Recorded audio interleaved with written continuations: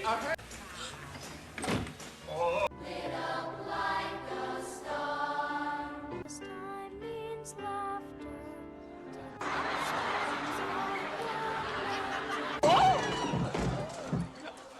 Ladies and gentlemen of the jury, I'd also like to apologize to my brother. Kevin, do you have something? And since you're so stupid to believe his lie. Yeah, me. Think things over. When you're ready to You know what? If I had my own money, I'd go on my own vacation.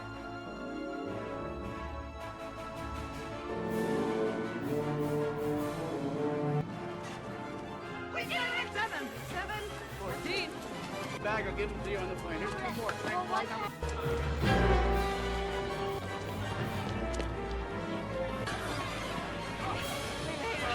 Let me just make sure everyone gets on it. Come on. Don't worry, man.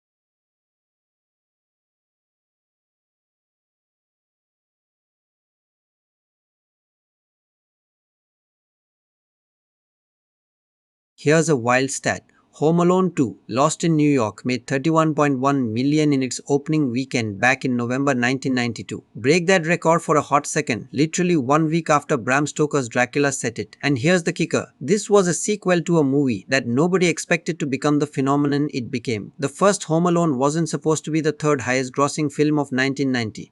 It wasn't supposed to make Macaulay Culkin the most famous kid on planet Earth. It definitely wasn't supposed to launch a franchise. But it did all of those things, which meant Chris Columbus and John Hughes faced something way scarier than Joe Pesci's hair on fire. They had to do it again. Sequels are tricky beasts. You got to give audiences what they loved the first time without just reheating leftovers. Go too different and fans feel betrayed. Stay too similar and critics smell lazy cash grab from a mile away. Home Alone 2 threads this needle by doing something deceptively simple. It takes the exact same premise. Kids separated from family during Christmas, encounters same burglars, defends location with elaborate traps, and transplants it to New York City. On paper, that sounds like the definition of playing it safe. In execution, the city itself becomes the variable that transforms everything. Because here's what Chris Columbus understood. The first film worked because of contrast. Suburban safety versus home invasion threat. Childhood innocence versus adult menace. Cozy domestic spaces versus the terror of being truly alone.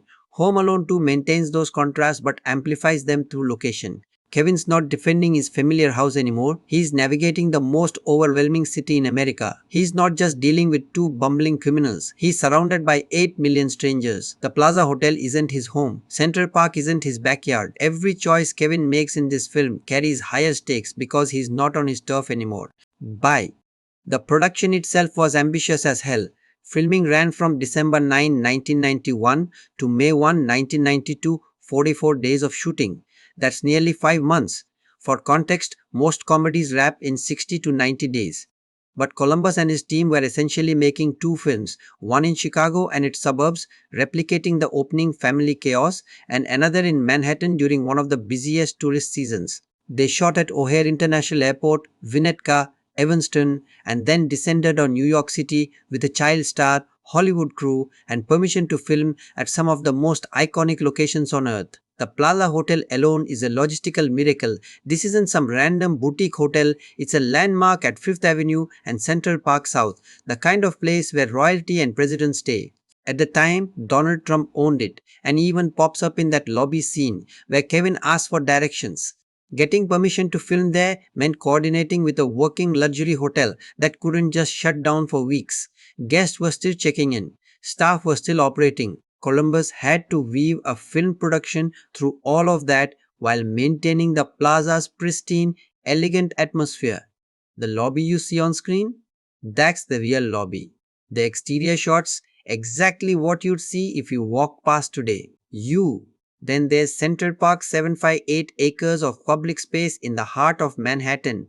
The Pigeon Lady scenes, the Gapstone Bridge moments, Wallman Rink, where Kevin ice skates. These aren't sets. They're real locations that required permits, crowd control, and weather cooperation. Filming in New York in winter means you're gambling with snow, rain, freezing temperatures, and shortened daylight hours. You've got pigeons that won't take direction, pedestrians who wander into frame, traffic noise bleeding into every outdoor take. Columbus shot 104 days because he needed every single one of them to capture this city authentically. The budget was 28 million. That might sound quaint now, but in 1992 dollars, it's roughly 60 million today. Still reasonable for a major studio comedy sequel, especially one shooting almost entirely on location rather than controlled sound stages. But here's where it gets interesting. The first Home Alone cost about 18 million and made 476 million worldwide. Fox and Hughes Entertainment knew they had lightning in a bottle. They could have gone cheap, cranked out a formulaic retread,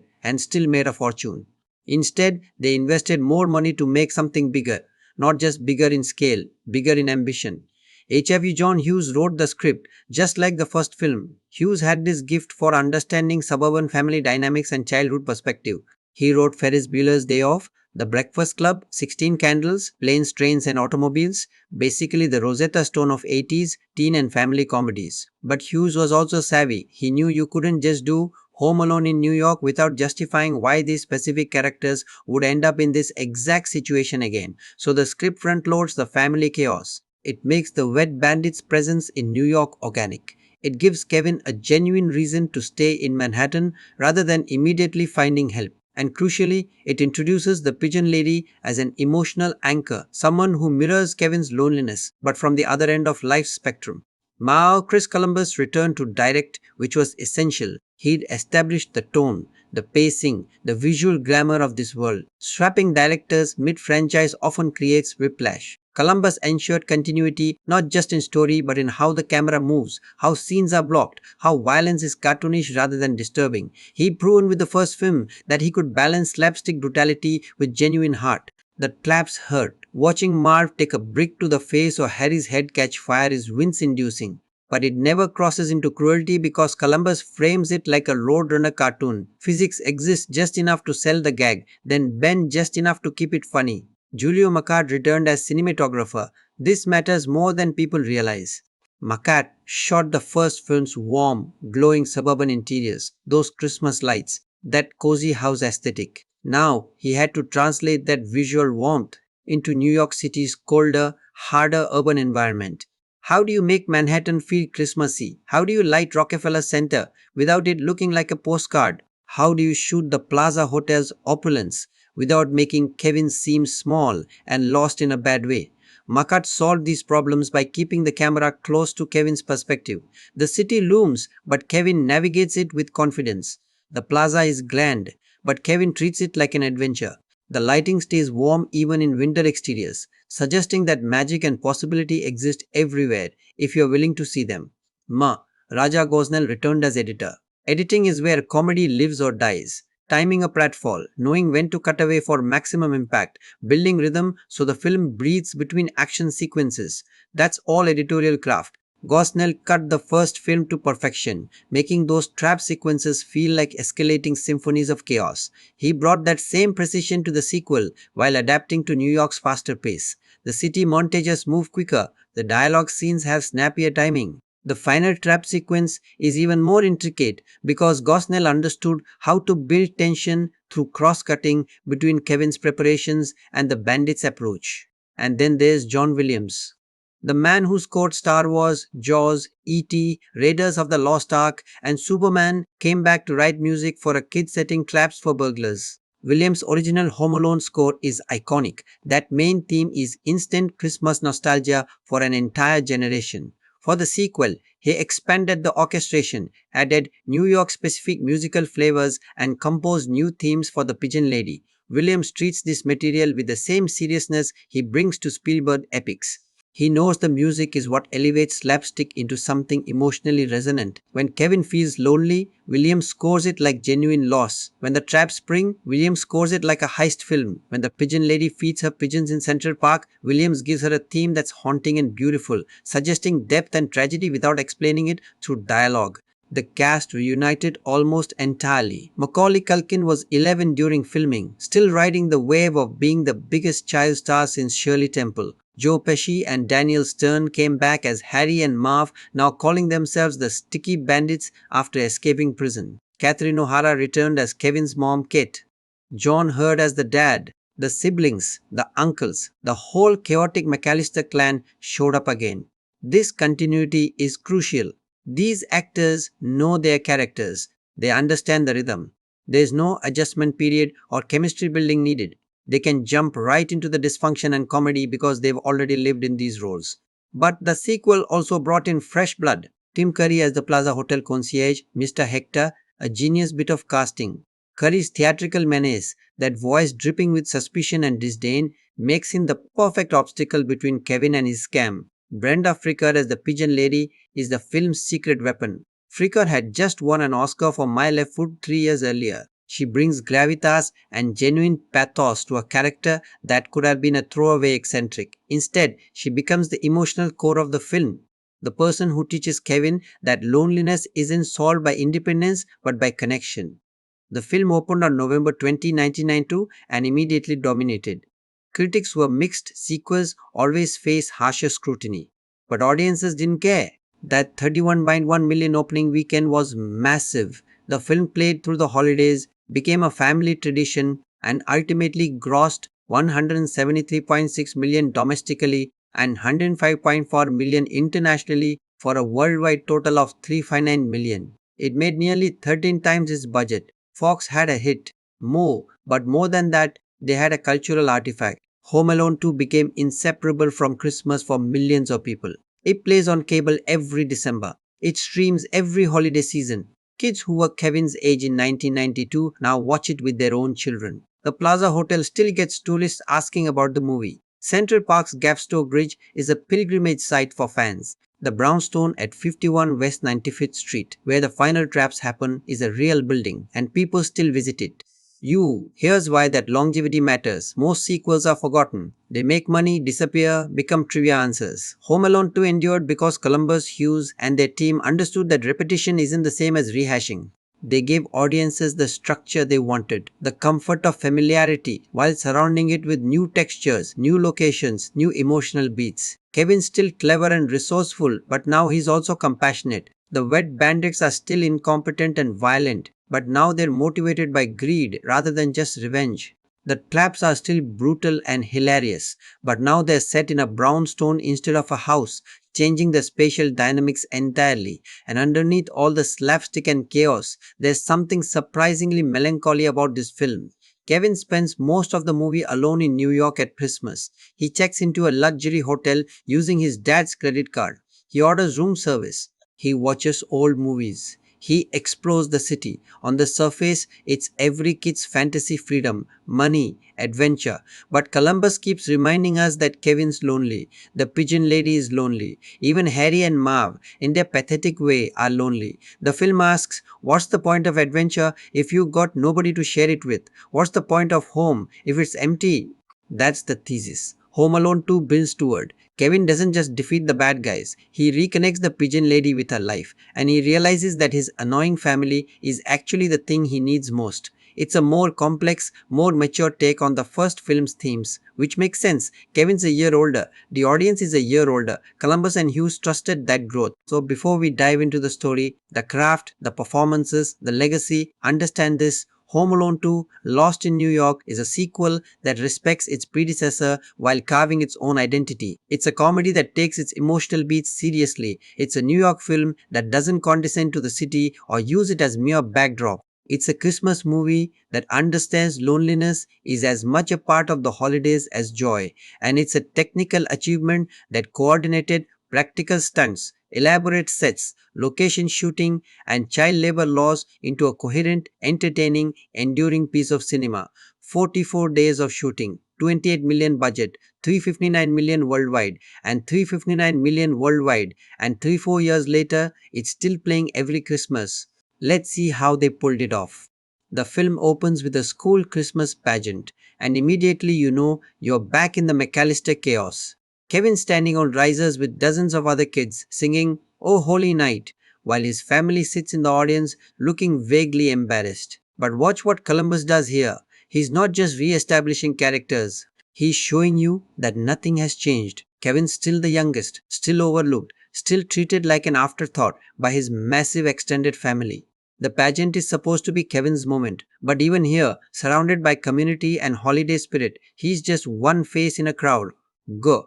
Cut to the house, and it's the same beautiful suburban fortress from the first film. Winnetka, Illinois, all snow-covered lawns and warm interior lighting. Columbus and Macaulay recreate that cozy visual language immediately, reminding audiences why the first film felt so safe before Kevin was left alone. But this time, there is no build-up to isolation. The family is leaving for Florida, Miami specifically, for a Christmas vacation at a resort. Already the premise diverges from the original. They're not going to Paris anymore. They're staying domestic, which makes the story's logistics slightly more plausible. Kevin's going to get lost in the same country, not across the Atlantic. The night before the trip, Kevin's testing a new gadget, a Top Boy tape recorder that records and plays back messages. It's a seemingly throwaway detail, the kind of toy product placement that defined 90s family films. But Hughes plants it specifically because it becomes crucial later. Kevin will use this device to trick hotel staff, confuse the bandits, and create alibis. It's Chekhov's tape recorder. If you show a recording device in Act 1, it better record something important by Act 3. The family chaos ramps up. Packing, arguing, siblings fighting, Uncle Frank being Uncle Frank. The usual McCallister disaster. Kevin finds a photo of the family in a frame and notices something. He's been cropped out, not literally, but he's on the edge, barely in the shot, like an afterthought. It's a small visual metaphor that Hughes trusts the audience to catch. Kevin feels peripheral to this family, not hated, just not central. And for a kid, especially during Christmas, that peripheral feeling is devastating. Bia, the airport sequence is where Columbus starts tightening the screws. O'Hare International Airport at Christmas is bedlam. Columbus shot this at the actual airport, capturing real holiday travel madness. Crowds, luggage, stressed families rushing to gates. It's authentic chaos. The McCallisters are running late naturally. They sprint through terminals. Kevin struggles to keep up. His batteries for the Talkboy die, so he stops at a kiosk to grab new ones. And in that brief moment, maybe 30 seconds, the family disappears into the crowd. This is the film's inciting incident, but notice how different it is from the first movie. In Home Alone, Kevin was left behind because of a power outage and headcount confusion. It was accidental negligence. Here, Kevin makes a choice. He sees someone who looks like his dad wearing the same coat and follows that stranger. By the time he realizes his mistake, he is at a different gate. Flight 226 to New York. He panics, boards what he thinks is the Florida flight, and doesn't realize until the plane is airborne that he is headed somewhere else entirely.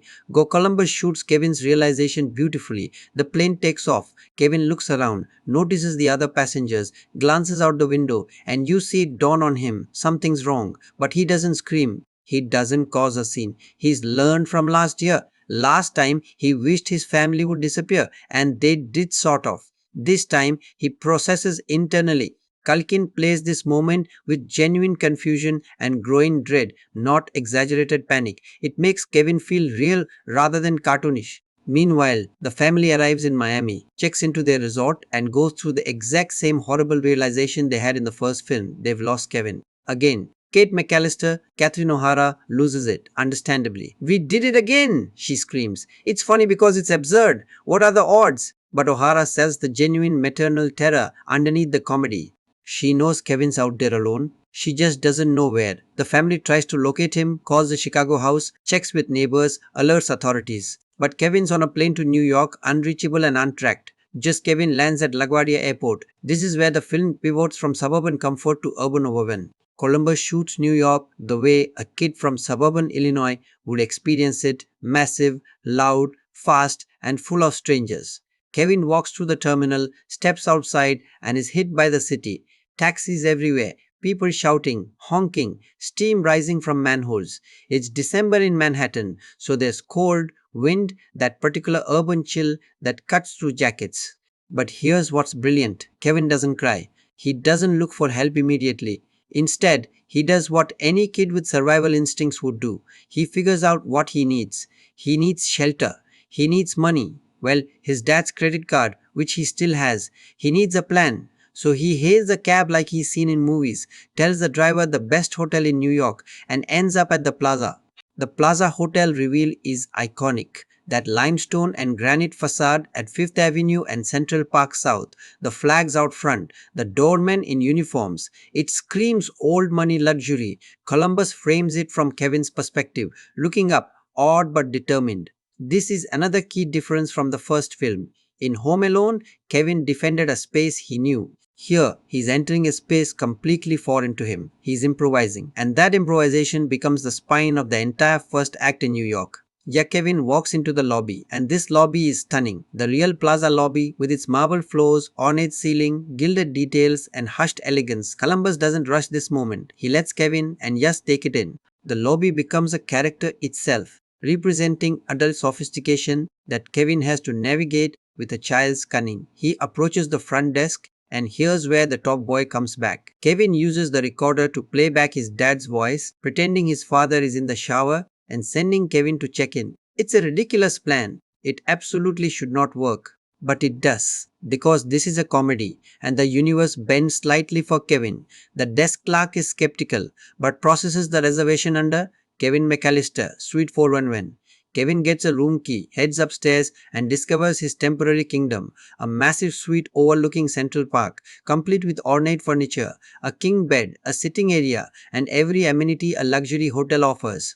Columbus shoots Kevin's exploration of the suite like a kid discovering Narnia. He jumps on the bed, he raids the mini fridge, he orders room service, a giant ice cream sundae, pizza, whatever he wants. The film leans into the fantasy here, the what if you had unlimited money and freedom scenario that every child dreams about. But Columbus balances that fantasy with subtle reminders that Kevin's alone. Room service arrives, and Kevin has to interact with adults, maintain his con, keep up the illusion that he belongs here. It's exhausting, and you can see Culkin playing that exhaustion underneath the excitement. While Kevin's settling into the plaza, the film cuts back to Miami. Kate's coordinating with police and family friends in Chicago. She's desperate to find Kevin, but there's no trail yet. Kevin used a credit card at the plaza, but that information takes time to process. This is 1992, no instant transaction alerts on smartphones. Kate's trapped in Florida while her son is somewhere unknown, and O'Hara plays this with escalating panic. She's not just worried, she's haunted by the fact that this happened twice. What kind of mother loses her child 2 Christmases in a row? Back in New York, Kevin ventures out into the city. This is where Columbus showcases Manhattan during Christmas, and it's gorgeous.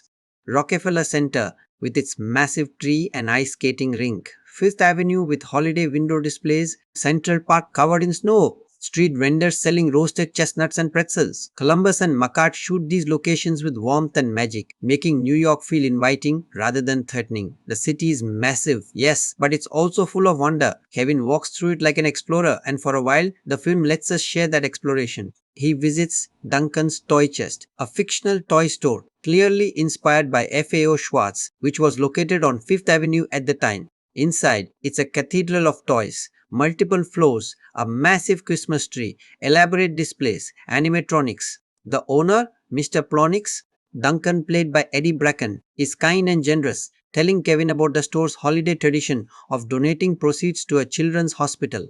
He gives Kevin a pair of ceramic turtle doves, explaining that they're a symbol of friendship.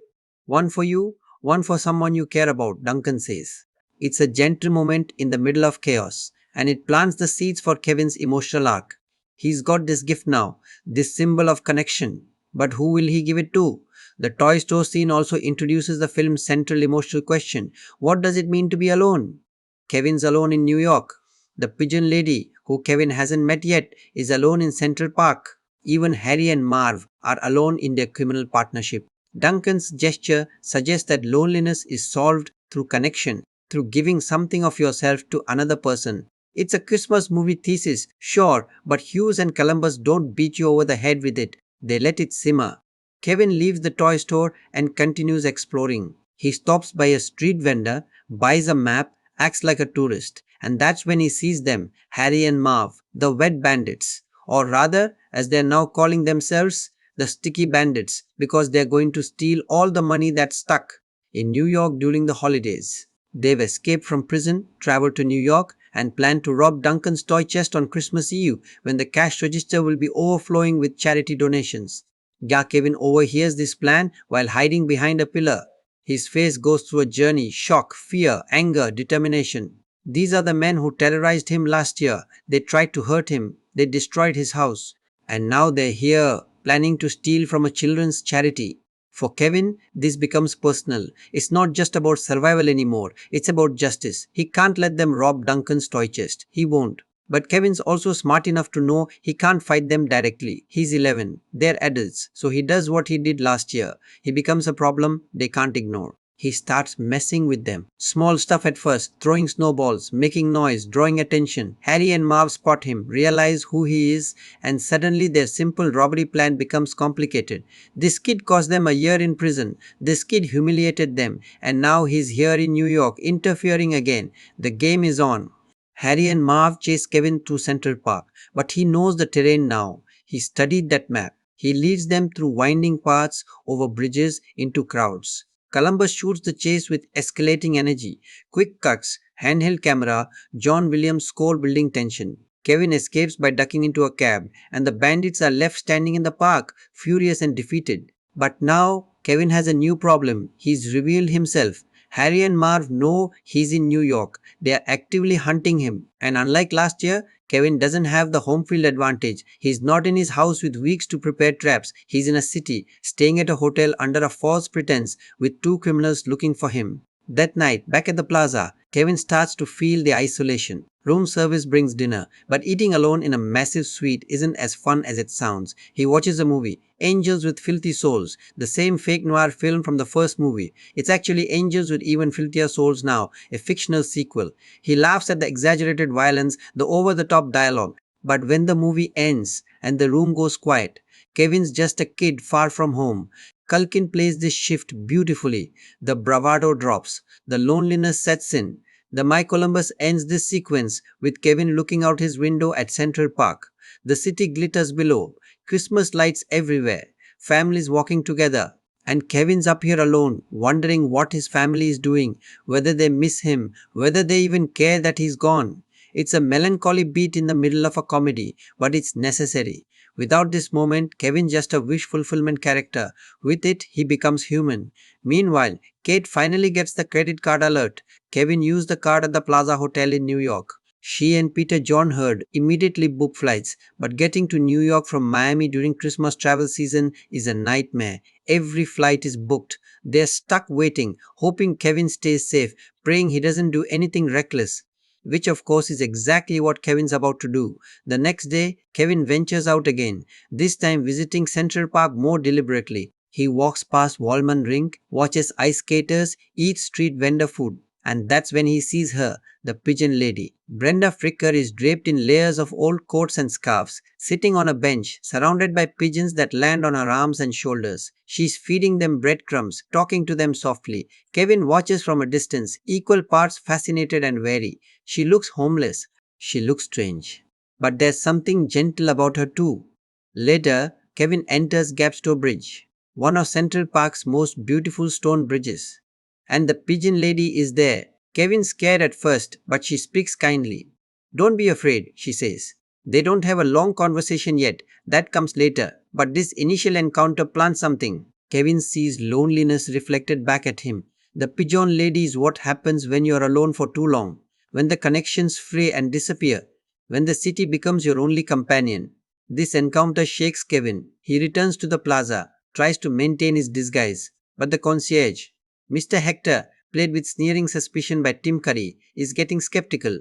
"Your father still hasn't shown himself," Hector says, eyeing Kevin carefully. Kevin stammers through an excuse, but Hector's not buying it. He starts investigating, checking records, making calls. The clock is ticking on Kevin's plaza paradise. That night, Kevin realizes he needs a new plan. The plaza isn't safe anymore. Harry and Marv are hunting him, and he is genuinely alone in a way that's no longer fun. So he makes a decision. He's going to stop Harry and Marv from robbing Duncan's toy chest. Not because he has to, but because it's the right thing to do. Because Mr. Duncan was kind to him. Because that charity money matters.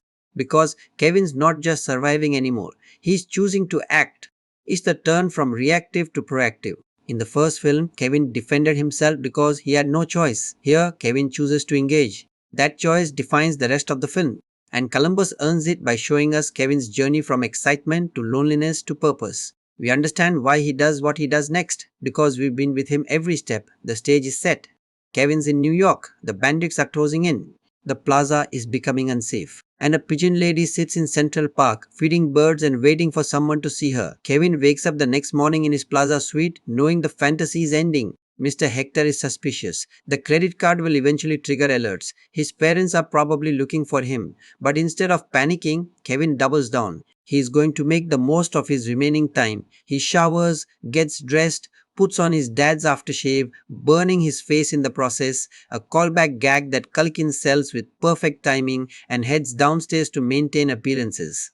The plaza breakfast scene is where Culkin really shines. He sits alone at a table in the hotel's elegant restaurant, orders elaborate dishes he can barely finish, and tries desperately to look like he belongs. But watch his body language. There's tension underneath the confidence. Every time a waiter approaches, Kevin straightens up. Every time someone looks his way, he smiles too widely. He's performing adulthood, and it's exhausting. Columbus frames these moments with just enough distance to show us Kevin's isolation in a room full of people. Breakfast at a luxury hotel should feel indulgent. Instead, it feels lonely. After breakfast, Kevin grabs his jacket and ventures back into Manhattan. Columbus structures these city exploration sequences like a love letter to New York during Christmas. Kevin visits the Empire State Building's observation deck, looks out over the sprawling cityscape, and for a moment allows himself to feel small. The camera pulls back, showing Kevin as a tiny figure against massive windows, surrounded by tourists and families. He's anonymous here, just another kid in a crowd.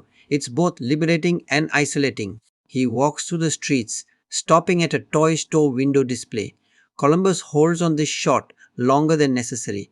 Kevin staring at mechanical figures moving through a miniature Christmas village. It's beautiful, intricate, perfect, but it's also fake. A simulation of warmth and family that Kevin can observe but not enter. The reflection of the city behind him blurs in the window glass. For a few seconds, Kevin's caught between the real world and the fantasy, unsure which one he actually wants. Central Park becomes Kevin's refuge. He returns there repeatedly, drawn by its quiet contrast to the city's chaos. Columbus and Macart shoot the park with soft, diffused winter light that makes the snow look almost theatrical. Kevin walks past Bethesda Fountain, through tree-lined paths, over Gapstow Bridge again, and each time he sees the pigeon lady. She's always there, always surrounded by birds, always alone. Kevin starts leaving breadcrumbs on a bench for her pigeons, not speaking to her directly yet, but acknowledging her presence. It's a tentative connection, the kind an 11-year-old boy would make when he's curious but still scared. Meanwhile, Harry and Marv are planning their heist. The film cuts to them casing Duncan's toy chest, counting windows, timing security guards, plotting entry points. Joe Pesci and Daniel Stern have fallen back into their dysfunctional rhythm perfectly. Harry's the brains, relatively speaking, Marv's the muscle barely. Their bickering is constant, their schemes idiotic, but there's a weird chemistry that makes them watchable. Pesci plays Harry with simmering rage, always bubbling under the surface. Stern plays Marv with childlike stupidity that occasionally flashes into something darker. They're not harmless, they're just incompetent. They spot Kevin outside the toy store. Recognition hits immediately. Harry grabs Marv. "That's the kid," he hisses, "from Chicago." They follow Kevin at a distance, watching him walk through crowds, duck into shops, navigate the city with surprising ease. And you can see the calculation in Harry's eyes. This kid ruined them once. If they can grab him, hurt him, they'll have revenge and eliminate a witness to their toy store plan. 2 problems solved. Kevin notices them following. Of course he does. He's paranoid now, always checking over his shoulder, always aware of exits. Columbus shoots this cat and mouse game through the city with escalating tension. Kevin speeds up. The bandits speed up. Kevin cuts through a department store. They follow. Kevin hops on a bus. They chase on foot. It's less slapstick than suspenseful. These are adults pursuing a child through a crowded city, and even in a comedy that carries weight, Kevin loses them temporarily by ducking into Carnegie Hall. He slips through the ornate lobby, past ushers, into the concert hall itself, where a choir is rehearsing Christmas carols. The music fills the space, sacred, beautiful, overwhelming. Kevin sits in an empty seat at the back, catches his breath, and listens. Columbus lets this moment breathe. No dialogue. Just Kevin, alone in this massive hall, surrounded by music about peace and family and home. John Williams' score weaves underneath the choir, and the two musical layers create something genuinely moving. It's a reminder that underneath all the traps and chases, this is still a story about a lost kid at Christmas. But the moment breaks. Kevin spots Harry and Marv entering through a side door, scanning the seats. He boards, running backstage, through corridors, past confused musicians. The chase becomes chaos. Harry and Marv knocking over music stands, Marv tripping over cables, Kevin squeezing through tight spaces they can't fit through. It's physical comedy again, but Columbus never loses sight of the danger. These men want to hurt Kevin. The laughter doesn't erase that threat. Kevin escapes through a back exit, emerging into an alley. He's out of breath, scared, and starting to realize he's in over his head. This isn't his house with traps he prepared. This is New York, and he's being hunted by people who know the stakes now. He walks quickly back toward the plaza, checking behind him every few steps. Back at the hotel, things deteriorate fast. Mr. Hector confronts Kevin in the lobby. "I've made calls," Hector says, his voice dripping with barely concealed triumph. "There's no reservation under your father's name beyond tonight. There's no one in your suite.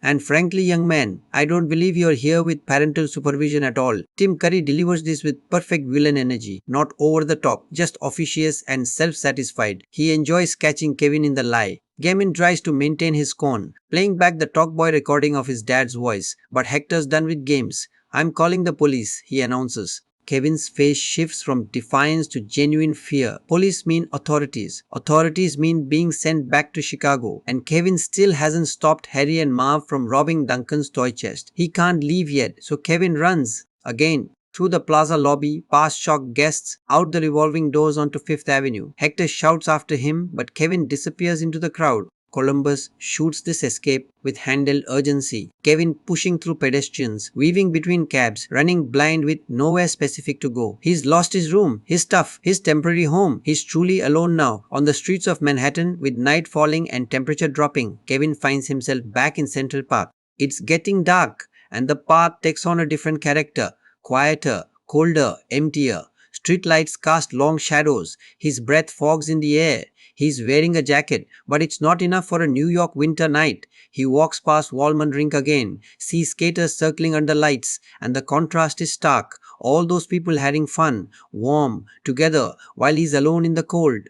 He reaches Gapstow Bridge, and the pigeon lady is there. She's feeding her birds by lamplight, softly singing to herself. Kevin approaches slowly. "Can I sit?" he asks. She nods. They sit in silence for a while, watching pigeons peck at breadcrumbs. And then, tentatively, they start talking. This conversation is the emotional center of the film. Brenda Fricker plays the pigeon lady with quiet dignity, never pitying herself, never asking for sympathy. She tells Kevin she used to have a life, a job, a love, dreams, but things fell apart. People left. She retreated, and eventually the city and the pigeons became her only companions. "When you're alone too long," she says, "you start to believe that's all you deserve." It's a devastating line, delivered without melodrama. Fricker just states it as fact. Becker Kevin listens, really listens, and then he shares his own story, not the version where he's on an adventure, but the truth. He's scared, he misses his family. He's been trying so hard to seem strong and independent, but he's exhausted.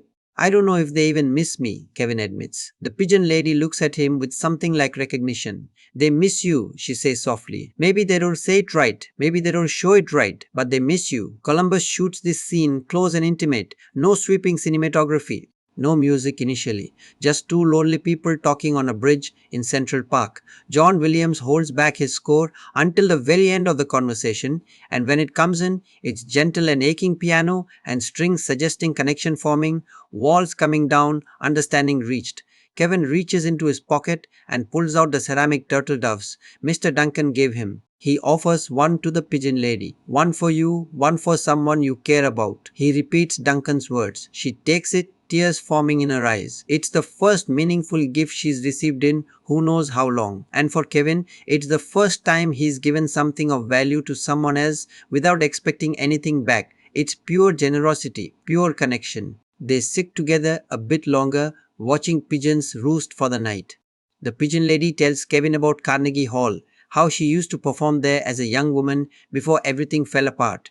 Kevin tells her about the bandits, the toy store, his plan to stop them. You're braver than you think, she says. But bravery isn't about not being scared. It's about doing the right thing, even when you are. That line reframes Kevin's entire arc. He's been operating out of fear and survival instinct up until now. But what he's about to do, setting traps, confronting Harry and Marv, defending Duncan's toy chest, that's a choice. A brave one. The pigeon lady gives Kevin permission to be scared and heroic at the same time. They part ways as the park grows darker. The pigeon lady retreats to wherever she spends her nights. Kevin walks back toward the city streets, but now he has clarity. He knows what he needs to do. He needs to stop the robbery. Then he needs to find his family, not because he has to, but because he wants to. Because connection matters. Because home isn't just a place. It's the people you share it with. But first, he needs a location. The plaza is out, hotels are out. He can't exactly rent an apartment. So he does what any resourceful kid would do. He scouts a location that Harry and Mar will have to pass through. And he finds it. A townhouse under renovation on West 95th Street, not far from Central Park.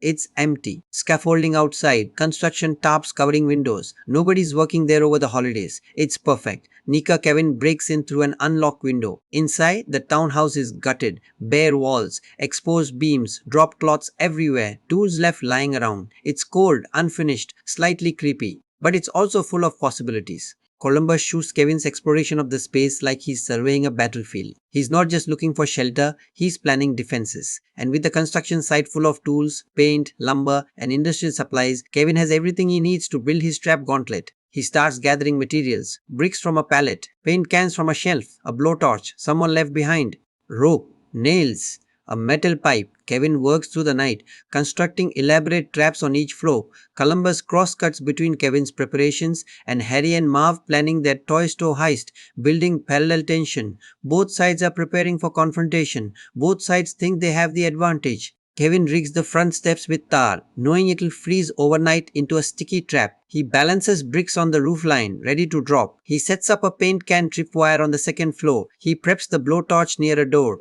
Every trap is more elaborate than the last, and Columbus doesn't rush through this sequence. He trusts that watching Kevin work, seeing his ingenuity, his focus, his determination, is inherently engaging. By dawn, the townhouse is a fortress. Kevin surveys his work, exhausted but satisfied. He knows the bandits will come. He knows they'll try to hurt him. But this time, he's ready. Not just because he's clever, but because he's fighting for something beyond himself. He's protecting Duncan's charity. He's proving that kids aren't helpless. He's standing his ground. Columbus ends this section with Kevin standing at the townhouse window, looking out at the snow-covered street as the sun rises. His breath fogs the glass. His hands are dirty from construction work. He looks older somehow, like the city and the loneliness and the purpose have aged him slightly. Culkin plays this moment without dialogue, just determination settling over his features. The traps are set. The bandits are coming. And somewhere in New York, Kevin's family is desperately trying to find him before something terrible happens. Christmas Eve arrives cold and clear.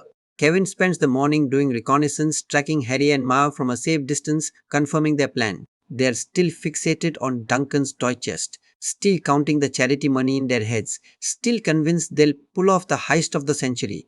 Kevin overhears them finalizing details. They'll hit the store at 9 p.m. when foot traffic dies down, but before the registers close. That gives Kevin his timeline. He needs to lure them to the townhouse before 9, trap them, call the police, and save the charity money. Simple plan. Except nothing about this is simple. Kevin positions himself outside Duncan's toy chest around 7 p.m. He's bundled in his coat, standing near a pretzel cart, watching the store's entrance. Shoppers rush in and out, loading up on last-minute gifts. Mr. Wonderful plan. Duncan is inside, smiling at customers, wrapping purchases himself with genuine care. Kevin feels the weight of what's at stake. If Harry and Marv rob this place, all that charity money disappears. The children's hospital gets nothing.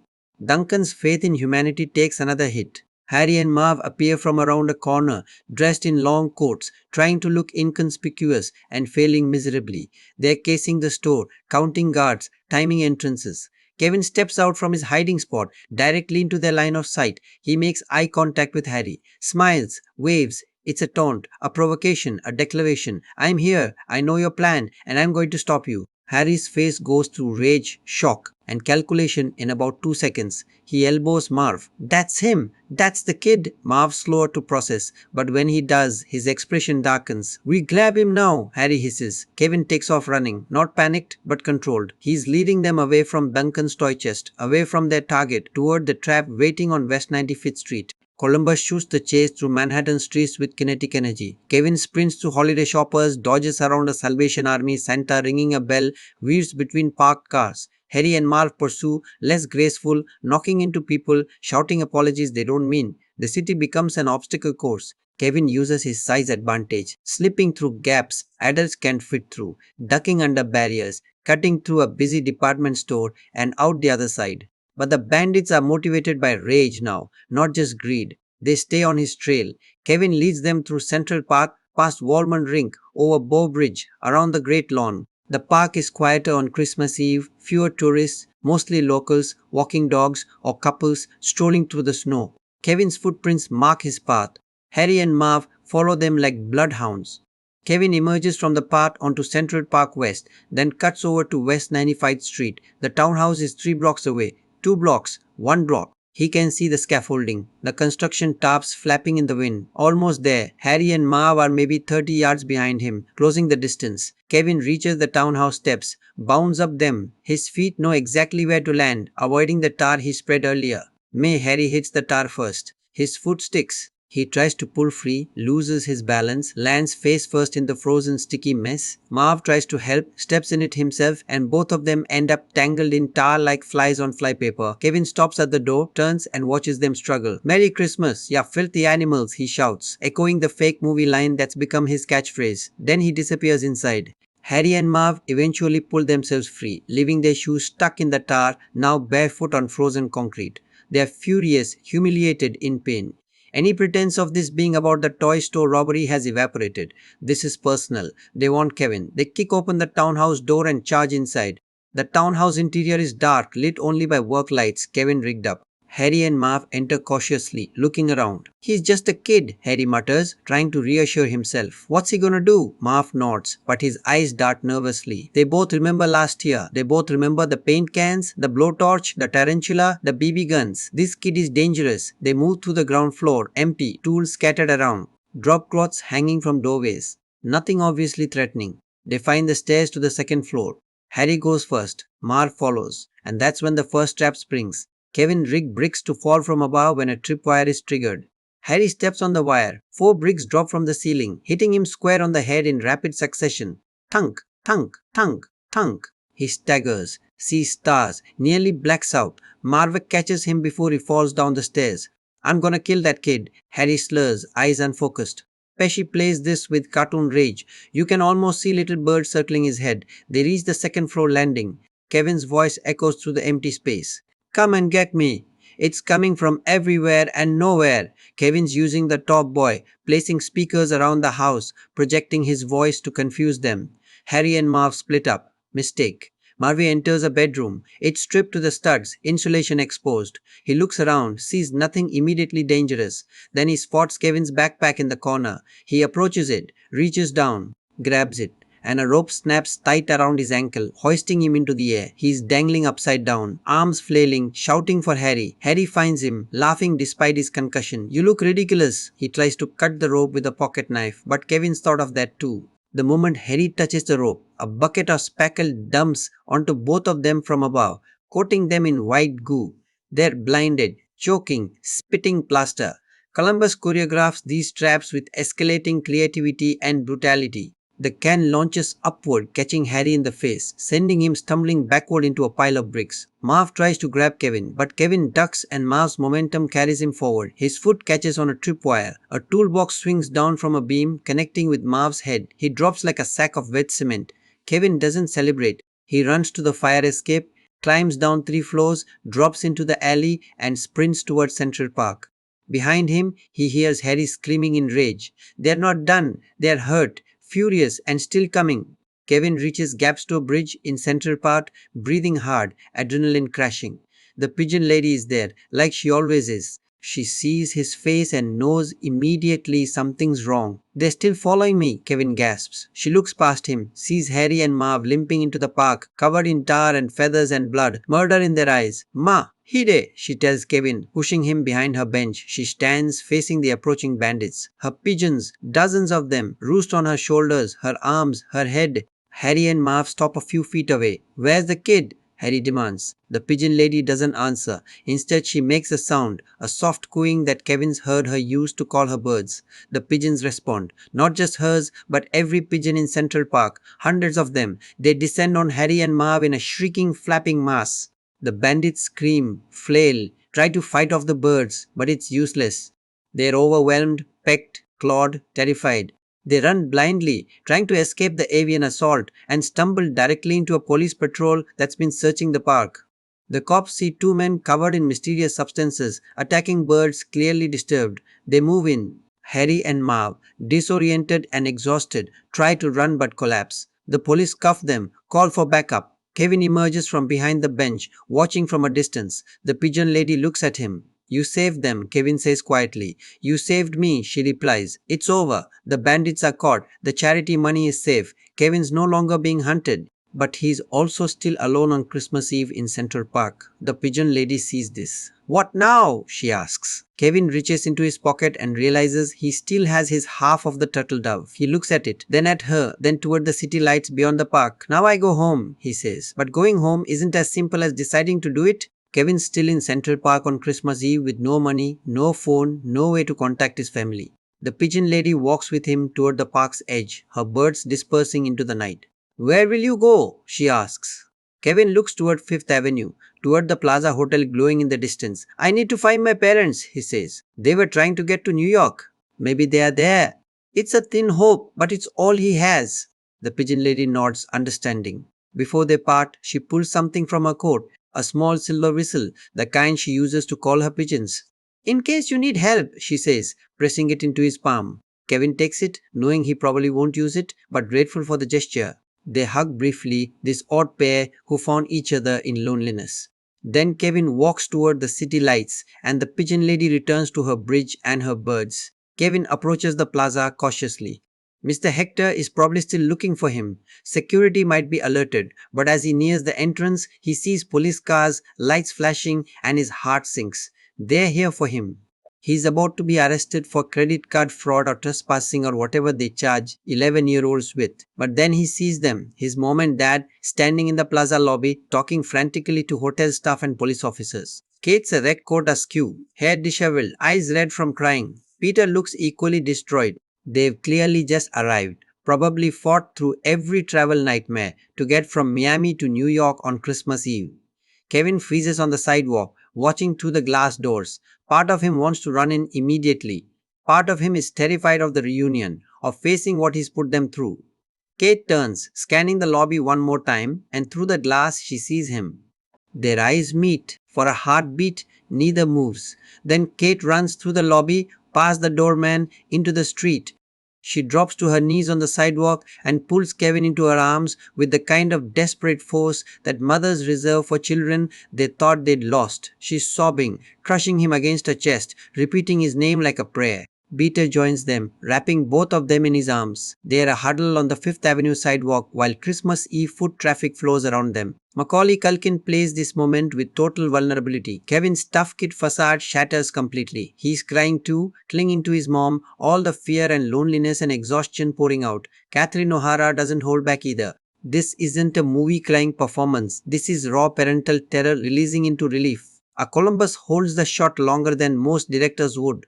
No quick cuts to break tension, no music swelling prematurely, just this family, reunited, unable to let go of each other. When John Williams' score finally comes in, it's gentle and restrained. Strings and piano, suggesting relief and gratitude rather than triumphant celebration. They eventually move inside, away from the cold. The lobby scene that follows is chaos, police officers asking questions, Mr. Hector demanding explanations, hotel management trying to assess damages and unpaid bills. But Kevin's parents shield him from most of it. Peter handles the credit card issues, explaining that yes, Kevin had his card. No, they didn't authorize the charges, but they'll pay for everything. Kate just holds Kevin's hand, refusing to let go, as if physical contact is the only proof he's really safe. A detective pulls Kevin aside, gently, aware that this is still a child. The two men we arrested in Central Park, the detective says. You know them? Kevin nods. They broke into our house in Chicago last Christmas, and they were planning to rob Duncan's toy chest tonight. The detective's eyebrows raise. The toy store? The charity money? Kevin nods again. I heard them talking about it. I tried to stop them. The detective looks at this skinny 11-year-old kid and seems to recalibrate his entire understanding of the situation. You stopped them? Kevin shrugs, suddenly shy now that adult authority is validating him. I couldn't let them steal from sick kids. The detective writes something in his notebook, then looks at Kevin with what might be respect. We'll need a full statement, but not tonight. It's Christmas Eve. Go be with your family. The McCallisters check into a room, a regular room this time, no suite, all of them together. The rest of the family is still in Florida, unable to get flights on Christmas Eve. So it's just Kevin, Kate, Peter, and the quiet relief of being found.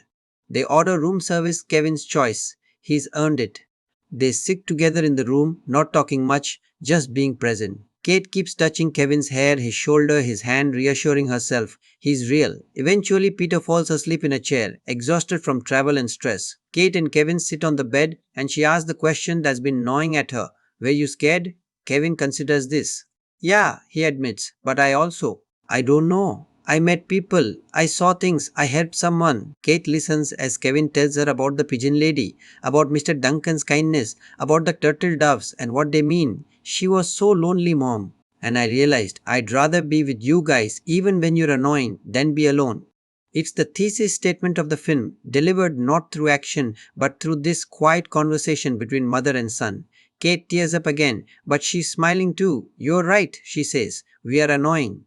They laugh and the tension breaks. Kevin curls up next to her, and for the first time in days, he feels safe. Christmas morning arrives bright and cold. The McCallisters wake up together in their plaza room. No presents under a tree, no elaborate breakfast, just coffee and bagels from room service. But it feels like Christmas anyway, because they're together.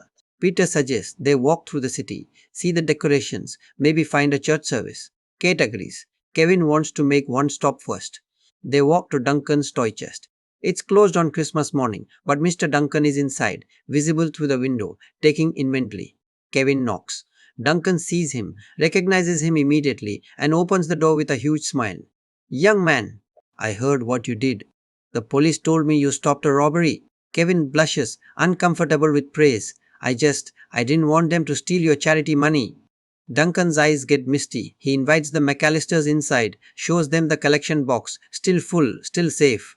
Because of your son, Duncan tells Kate and Peter, we can give over 50,000 to the children's hospital this year. Kate looks at Kevin with pride and astonishment. Peter puts a hand on Kevin's shoulder, speechless. Speechless. Gain gives Kevin something, a small toy, nothing expensive, just a gesture. Merry Christmas, he says. Kevin thanks him, then asks if they can make one more stop. They walk to Central Park together, Kevin leading his parents through the paths he's come to know. They reach Gapsto Bridge, and the pigeon lady is there, feeding her birds in the morning light. Kevin approaches carefully. Hi, he says. She turns, sees him with his parents, and smiles, a genuine warm smile that transforms her face. Kevin introduces his mom and dad. The pigeon lady shakes their hands formally, dignified despite her appearance. Your son is very brave, she tells them, and very kind. Kate, understanding somehow that this woman matters to Kevin, responds with equal sincerity. Thank you for taking care of him. The pigeon lady nods. Kevin reaches into his coat and pulls out a small wrapped package, something he must have bought at Duncan's store or asked his parents to help with. Merry Christmas, he says, handing it to her. She opens it carefully. Inside is a pair of gloves, simple, warm, practical, but also the other ceramic turtle dove, the one Kevin kept. So you're not alone, Kevin says quietly. The pigeon lady holds the gifts like they're made of glass. Thank you, she whispers. Her voice cracks. Kevin's given her more than gloves and a trinket. He's given her recognition, connection, the sense that she matters to someone. They talk for a while, the five of them, Kevin, his parents, the pigeon lady, and several hundred pigeons. Columbus shoots this scene with warmth, the winter morning light, soft and golden. The pigeon lady tells Kate and Peter about her life, not in detail but enough to sketch the outlines. Kate listens without judgment or pity, just human interest. Peter asks about the pigeons, genuinely curious. It's a moment of dignity restored, of a person seen rather than avoided. When they finally say goodbye, the pigeon lady pulls Kevin aside. You taught me something, she says. It's never too late to connect, never too late to come back. Kevin doesn't fully understand what she means, but he nods anyway. She hugs him, and he feels her trembling slightly, overwhelmed by emotion, by kindness, by the simple act of being included on Christmas morning. The McCallisters walk back through Central Park toward their hotel. The city is quiet on Christmas morning, peaceful in a way it rarely is. Kevin walks between his parents, holding both their hands, something he probably hasn't done in years.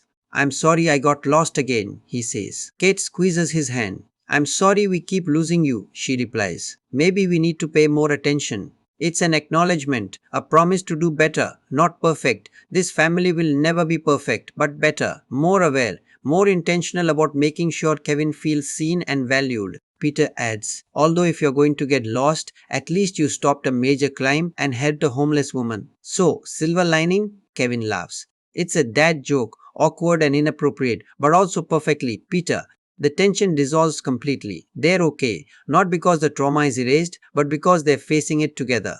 Back at the plaza, they collect their things and prepare to head to the airport. The family in Florida has rebooked flights. Everyone's meeting back in Chicago for a belated Christmas dinner. As they walk through the lobby one last time, Kevin spots Mr. Hector behind the concierge desk. Their eyes meet. Hector looks like he wants to say something, maybe an apology, maybe a reprimand, but he just nods. Kevin nods back. No words needed. The cab ride to the airport, the flight back to Chicago. Columbus compresses all of this into a montage set to John Williams' score. We see the McCallisters traveling together, Kevin dozing on his mom's shoulder, Peter dealing with luggage, all the small mundane details of family travel that somehow feel significant after everything that's happened. They arrive home in Winnetka to find the extended family already there. Siblings, uncles, cousins, all gathered for Christmas dinner a day late. The house is chaos again, but warm chaos, familiar chaos. Kevin's siblings actually seem happy to see him. Even Buzz, the bully brother, gives Kevin a nod of respect when he hears the full story. Uncle Frank, true to form, makes an inappropriate joke about Kevin's credit card bill. Aunt Leslie scores him. The kids argue over board games. Someone burns the rolls. The tree lights shot out and need to be fixed. It's everything Kevin found annoying before his trip to New York. But now it feels different. Or maybe he feels different. Maybe loneliness taught him that dysfunction is better than isolation. That night, after dinner and presents and all the traditional McCallister chaos, Kevin goes up to his room. He looks out his window at the snowy suburban street, so different from Manhattan's urban sprawl. He thinks about the pigeon lady feeding her birds in Central Park. He thinks about Mr. Duncan counting charity money. He thinks about Harry and Marv in jail, probably still picking feathers out of their hair. And he thinks about home, what it means, what it costs, what it's worth. Columbus ends the film with Kevin in bed, the house finally quiet, Christmas officially over. Kevin looks at his half of the turtle dove sitting on his nightstand. Somewhere in New York, the pigeon lady has the other half. They're connected now, across distance, across circumstance. Kevin smiles, closes his eyes, and drifts off to sleep. The camera pulls back slowly, out of Kevin's room, down the stairs, through the house where his family sleeps, out into the snowy night. John Williams' score swells one final time, that iconic theme that's become synonymous with childhood, Christmas, and coming home. And the film fades to black, having told its story about loneliness and connection, about bravery and vulnerability, about being lost and being found. That's the narrative arc. But what makes Home Alone 2, Lost in New York, more than just a competent sequel is how every element of craft supports these themes. The cinematography doesn't just capture New York, it captures Kevin's emotional journey through it. The editing doesn't just pace comedy, it builds character. The sound design doesn't just enhance gags, it creates atmosphere. The performances don't just hit marks, they reveal interior lives. So now we need to dissect how Columbus and his team actually built this thing. Scene by scene, choice by choice, frame by frame. Julio Macat faced a challenge that would make most cinematographers sweat. How do you shoot New York City during Christmas without making it look like a postcard? How do you capture the most photographed, most filmed, most iconic urban landscape on earth and make it feel fresh? How do you light a luxury hotel interior without drowning in chandeliers and gilt? And most crucially, how do you maintain visual continuity with the first film, which was all about cozy suburban warmth, while operating in an environment that's cold, massive, and inherently impersonal? Makat's solution was deceptively simple. He kept the camera at Kevin's height. Watch the film again and notice how often the camera operates at a child's eye level, even in the most sweeping New York sequences. When Kevin looks up at the Plaza Hotel's facade, the camera tilts up with him, making the building loom. When he walks through Central Park, the camera stays low, making the trees tower and the bridges seem more substantial. When adults approach Kevin, they are often shot from below, emphasizing their size and authority. This isn't just a stylistic choice, it's an empathy engine. By maintaining Kevin's perspective, Macat ensures we experience New York the way Kevin does: overwhelming but navigable, beautiful but intimidating, full of possibility but tinged with threat. The first film used this same technique in Kevin's house, making familiar domestic spaces feel larger and more maze like during the trap sequences. Macat translates that approach to an entire city. The color palette shifts deliberately between locations. Suburban Chicago scenes, the opening chaos, the airport rush are bathed in warm golds and ambers, those cozy incandescent tones that defined the first film. These scenes feel like home, literally and emotionally. The lighting is soft, coming from practical sources: Christmas tree lights, table lamps, overhead fixtures in the house. Everything glows. Then Kevin boards the plane and the palette begins cooling. The airplane interior is lit with fluorescent whites and blues, sterile and anonymous. When Kevin lands in New York, Macat pushes the color temperature even cooler. Manhattan exteriors are dominated by winter daylight, pale, slightly blue tinted, with hard shadows created by tall buildings. The city's natural light is less forgiving than suburban sunlight. It's cleaner but colder, creating contrast rather than comfort. But here's where Makat's craft shines. He doesn't let New York become visually hostile. He finds warmth in the cold. Christmas lights on storefronts add pops of red and green. The Plaza Hotel's interior glows with amber chandelier light, creating islands of warmth within the larger cool palette.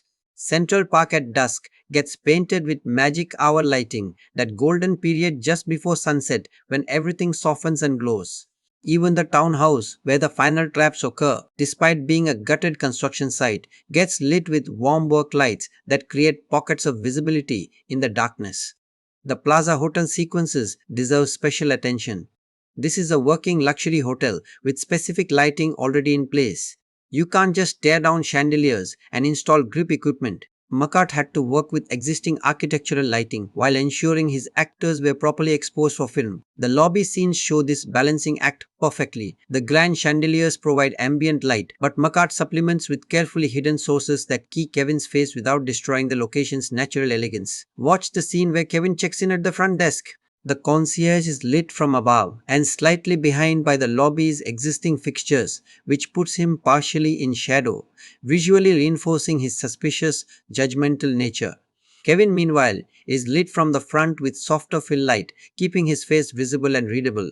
We need to see Culkin's micro expressions as he maintains his con, and Macat ensures we can. The suite scenes give Macat more control. These were likely shot on a constructed set that replicated Plaza Suite design, allowing for traditional three-point lighting setups. But Macat doesn't abuse that control. He keeps the lighting motivated, appears to come from windows, lamps, practical sources, even when it's actually coming from film lights outside the frame.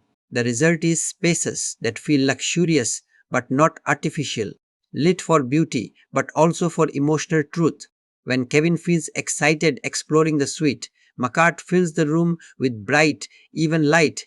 When Kevin feels lonely eating room service alone, the lighting becomes more dramatic. stronger shadows, pools of light separated by darkness, visually isolating Kevin within the large space. Same location, different emotional content, achieved through lighting choices.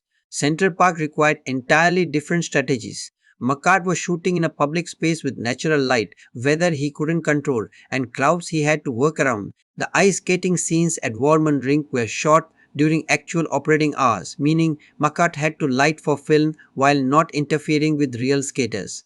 He relied heavily on large HMI lights positioned outside the ring, bounced and diffused to simulate overcast daylight, supplemented by the ring's existing floodlights. Gapstow Bridge, where Kevin and the pigeon lady have their crucial conversations, presented different challenges.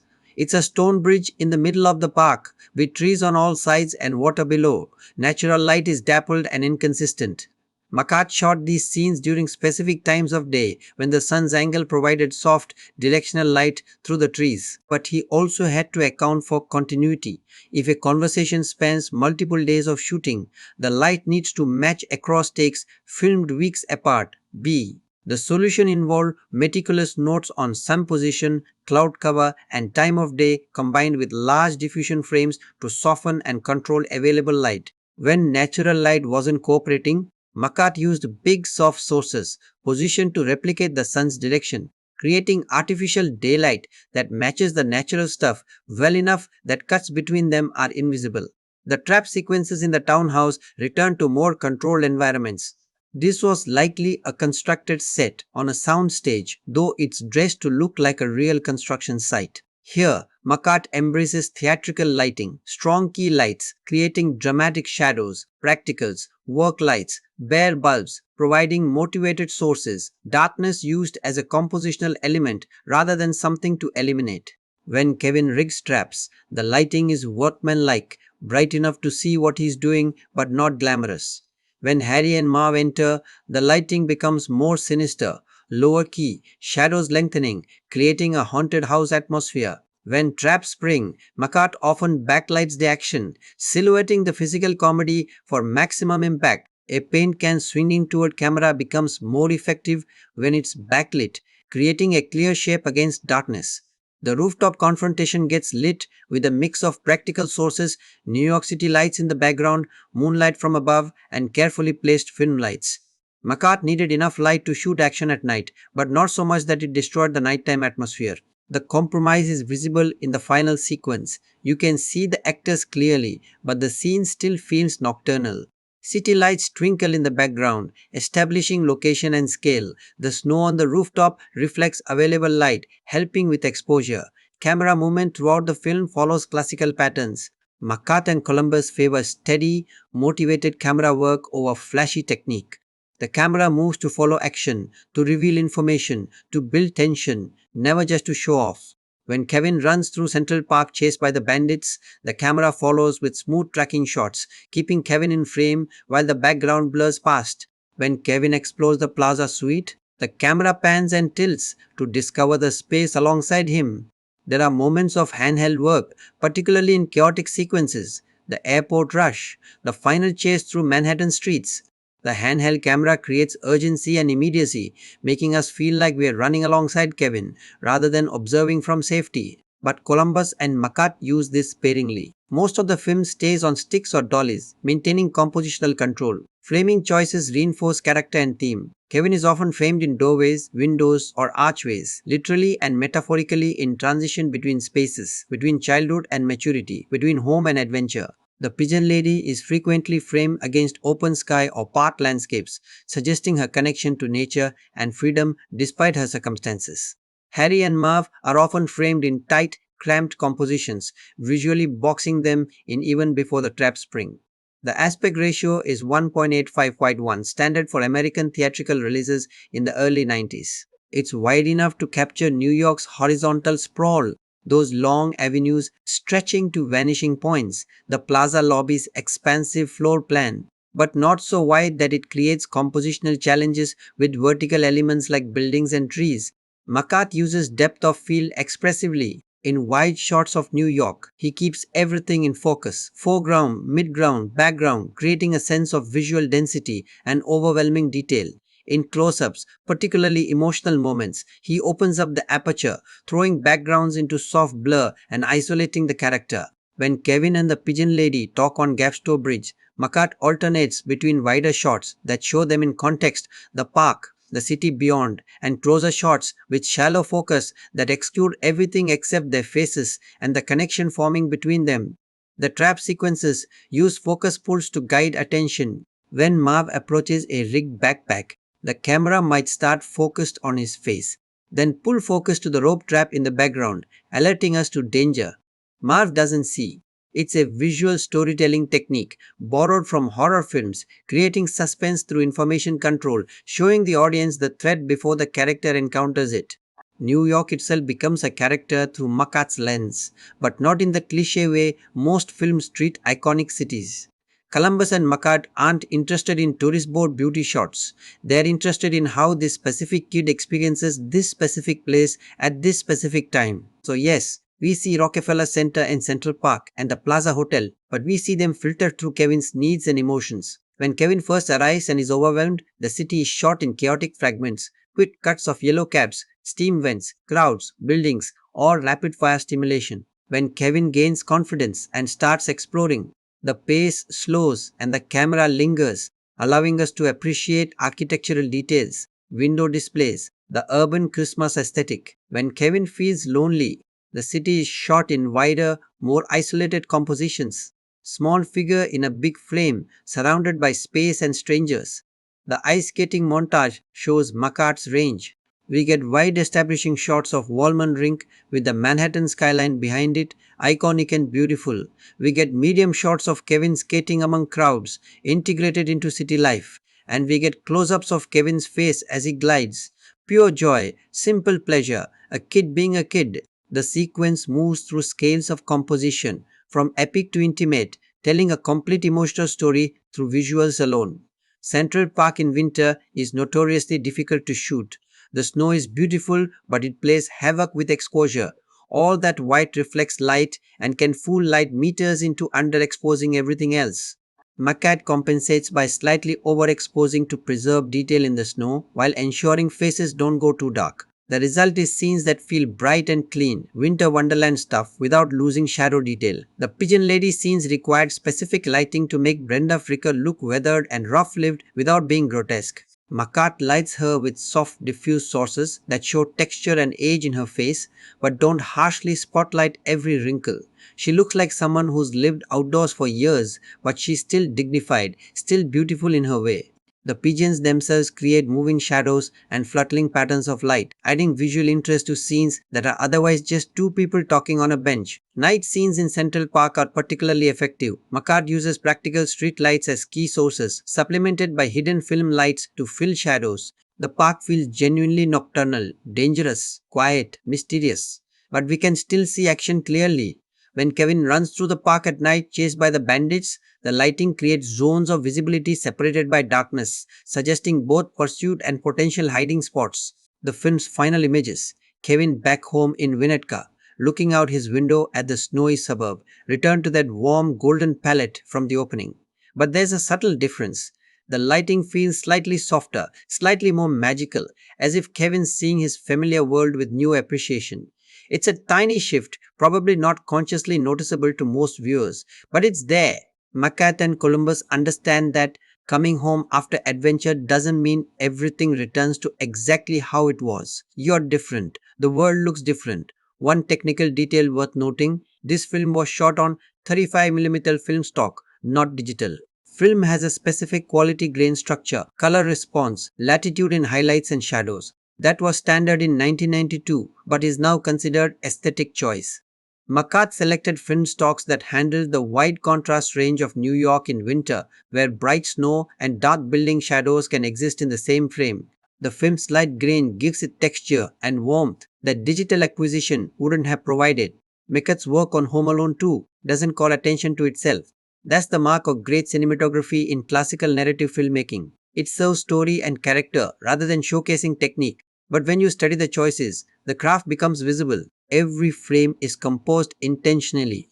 Every lighting setup supports emotional content. Every camera move reveals rather than obscures. The result is a film that looks coherent across wildly different locations and tones. Suburban comfort, urban adventure, slapstick violence, tender connection. Makat created a visual language flexible enough to accommodate all of it while maintaining stylistic consistency. That's harder than it sounds. Sound design in comedy is invisible until it isn't. When a brick hits Harry in the head, you don't just see the impact, you hear it. That exaggerated thwack, the cartoon physics crunch, the reverberating bong that suggests cranial trauma without depicting actual injury. That sound is designed. Someone recorded it, processed it, mixed it, and placed it in the exact frame where it amplifies the comedy without tipping into sadism. Home Alone 2 is full of these choices. Hundreds of tiny audio decisions that shape how we experience everything from slapstick violence to emotional vulnerability. The film's sound design operates in two registers simultaneously: hyper-realistic detail and theatrical exaggeration. Real sounds, New York City traffic, airport announcements, Central Park bird calls, Plaza Hotel lobby ambience create believable environments that ground the story in authentic space. Exaggerated sounds, trap impacts, screams pitched for maximum comic effect, footsteps that boom louder than physics allows signal that we're in a heightened reality where consequences exist but mortality doesn't. Listen to the airport sequence.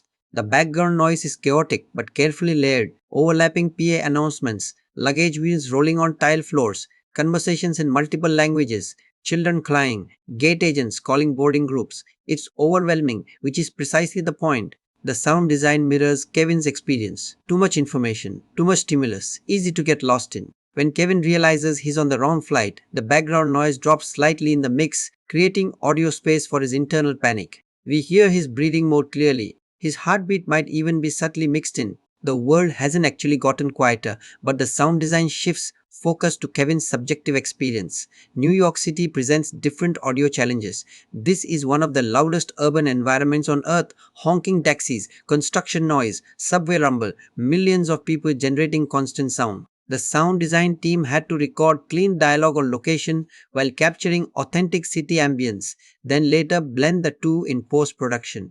When Kevin walks through Manhattan streets, you hear the city around him, sirens in the distance, conversations in passing, street vendors shouting, steam hissing from manholes. These aren't random sounds thrown in arbitrarily, they're placed to create spatial awareness. A siren panning from left to right tells you a vehicle is moving past. Footsteps echoing differently in enclosed spaces versus open streets tell you about architecture. Central Park gets treated as sonic refuge from urban noise. When Kevin enters the park, the mix shifts.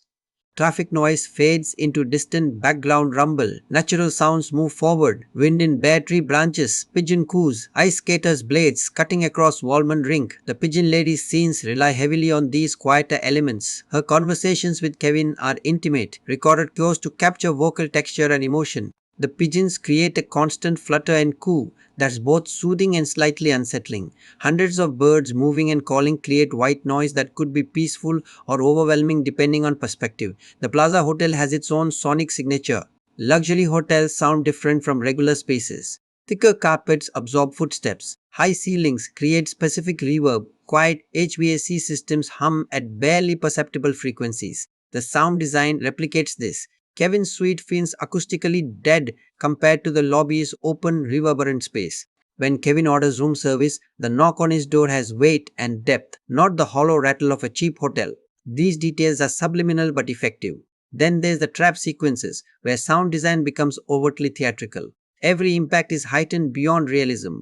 Bricks don't just hit, they chew D with bass-heavy finality. Paint cans don't just swing, they whoosh through air with exaggerated Doppler effect before connecting with skull-clacking impact. Bodies don't just fall, they crash with multiple layered sounds suggesting bone, muscle, floor, and cosmic injustice all at once. The sound designers are working in the tradition of Warner Brothers cartoons here. While Coyote physics applied to live action, The sounds can't be so realistic that they make us wince in genuine sympathy. That would kill the comedy, but they can't be so cartoony that they disconnect from the live action photography. The sweet spot is sounds that are recognizable as impacts but amplified for effect. Enough reality to sell the gag, enough exaggeration to keep it funny. Marv's scream is a character unto itself. Daniel Stern apparently recorded dozens of variations, and the film uses different screams for different situations. The paint can scream is different from the brick scream is different from the electrocution scream.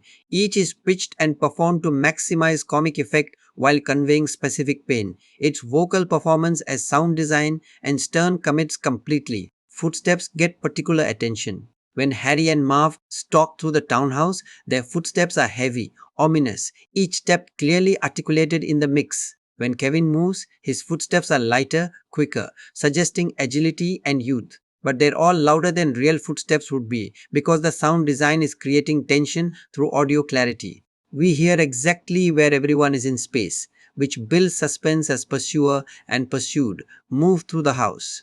The Top Boy recordings create interesting audio layering. We hear Kevin record his voice, then we hear the playback slightly degraded, slightly tinny, recognizably recorded. When the Talk Boy is used to fool adults, the sound design doesn't cheat. We hear what the characters hear. A child's voice playing back his father's words. Obviously artificial, if you're paying attention, but plausible, if you're busy or distracted. It's audio sleight of hand that respects the audience's intelligence. John Williams returned as composer, and his score is both familiar and evolved. The main Home Alone theme, that soaring, optimistic melody that's now synonymous with childhood Christmas adventure, appears throughout, but Williams uses it judiciously. It's not wallpapering every scene.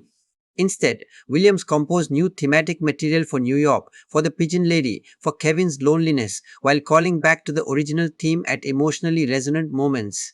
The Plaza Hotel gets its own musical motif, something elegant and slightly regal that suggests old world luxury. When Kevin first enters, Williams scores it with wonder and possibility, orchestration light and dancing. When Kevin eats alone in his suite feeling isolated, Williams reprises the Plaza theme but strips it down to solo piano, removing the orchestral warmth and leaving just the melodic skeleton. Same theme, different emotional context, achieved through orchestration choices. The Pigeon Lady theme is Williams at his most tender. It's built around solo woodwinds, oboe primarily, sometimes clarinet with gentle string support. The melody is melancholic but not depressing, suggesting loss and resilience simultaneously. When the Pigeon Lady talks about her past, Williams underscores it with this theme played softly, never overwhelming dialogue but adding emotional weight. When Kevin gives her the turtle dove, the theme swells slightly with strings joining, suggesting hope and connection. The trap sequences get scored like action set pieces because that's what they are. Williams writes energetic, driving music that builds momentum as Kevin prepares his defenses. When the traps spring, the score becomes almost symphonic, brass fanfares, punctuating impacts, strings creating tension, percussion emphasizing rhythm. Williams is treating this like he'd score a heist or a battle because compositionally that's what's happening. Kevin's defending territory against invaders. The fact that the defenders is 11 and the weapons are paint cans doesn't change the musical architecture. Williams uses silence strategically too. Not every scene is scored. The conversations between Kevin and the Pigeon Lady often play without music initially, letting the dialogue and performance carry emotional weight. Music comes in afterward, once the connection is established, supporting rather than dictating feeling. This restraint makes the music more effective when it does appear. The Christmas carols scattered throughout the film are mostly diegetic, existing within the world of the story rather than imposed by the score. The school pageant at the beginning, the Carnegie Hall rehearsal, the street musicians in Central Park. These are all sourced music that characters hear. Williams doesn't over-arrange them or turn them into full orchestral set pieces. He lets them exist as texture, establishing time and place and season. But Williams also wrote original Christmas theme material that weaves through the score melodic ideas that evoke the holiday without directly quoting traditional carols. This gives the film Christmas feeling without relying entirely on jingle bells and silent night. The music feels seasonal but also specific to this story. The orchestration is full and lush. Williams conducting a complete symphony orchestra, not a small ensemble. This was still standard practice in 1992 for major studio releases, though it's become less common in contemporary filmmaking. The orchestra gives Williams texture and power, from delicate solo instruments in intimate moments to full orchestral swells in emotional peaks. When Kevin reunites with his parents on the plaza sidewalk, Williams unleashes the full orchestra strings, brass, woodwinds, and percussion, all contributing to a musical expression of relief and love that would be impossible with a smaller ensemble. The score's production values are impeccable. Williams recorded with top session musicians, likely in Los Angeles at one of the major scoring stages. The recording quality captures orchestral detail. You can hear individual instrument sections clearly even in dense arrangements. The mix balances the orchestra properly, preventing brass from overwhelming strings, keeping woodwinds audible, ensuring percussion punctuates rather than dominates. Williams' score for Home Alone 2 does something difficult. It maintains thematic continuity with the first film while expanding the musical palette for new locations and emotional territory. Audiences get the comfort of recognizing the main theme, but they also get fresh material that makes this film musically distinct. It's sequel scoring done right, honoring what worked while pushing into new areas. Raja Gosnell's editorial work is where the film's pacing and rhythm come together. At 120 minutes, this is a long comedy, especially for an audience that includes children. Gosnell had to maintain momentum across 2 hours without exhausting viewers or letting energy sag. He does this through careful structural pacing, balancing action with quiet moments, comedy with emotion, Kevin's story with the parent search. By the film's first act is brisk. The family chaos, the airport sequence, Kevin's realization on the plane, his arrival in New York, all of this moves quickly, efficiently establishing situation and stakes. Gosnell cuts rapidly during the airport sequence, creating visual chaos that matches the narrative chaos. Shots rarely last more than a few seconds. We are jumping between family members, luggage, crowds, Kevin separating from the group. It's controlled chaos, fast cutting that's never confusing because Gosnell maintains spatial clarity and eyeline matches. Once Kevin arrives in New York, the pacing shifts. The editing slows, letting scenes breathe, allowing Kevin to explore. The Plaza Hotel check-in scene plays in relatively long takes compared to the airport. Gosnell trusts Culkin's performance and the comedy of the situation, not overcutting or fragmenting the scene. We watch Kevin maintain his con in real time, building tension through duration rather than rapid cutting. The city exploration montages show Gosnell's range. These could have been music video style rapid cuts of tourist locations, and many films would have gone that route. Instead, Gosnell varies the pace. Some shots linger, Kevin looking up at the Empire State Building, skating at Woolman Rink. Other shots move quicker, rapid cuts of window displays, street scenes, crowds.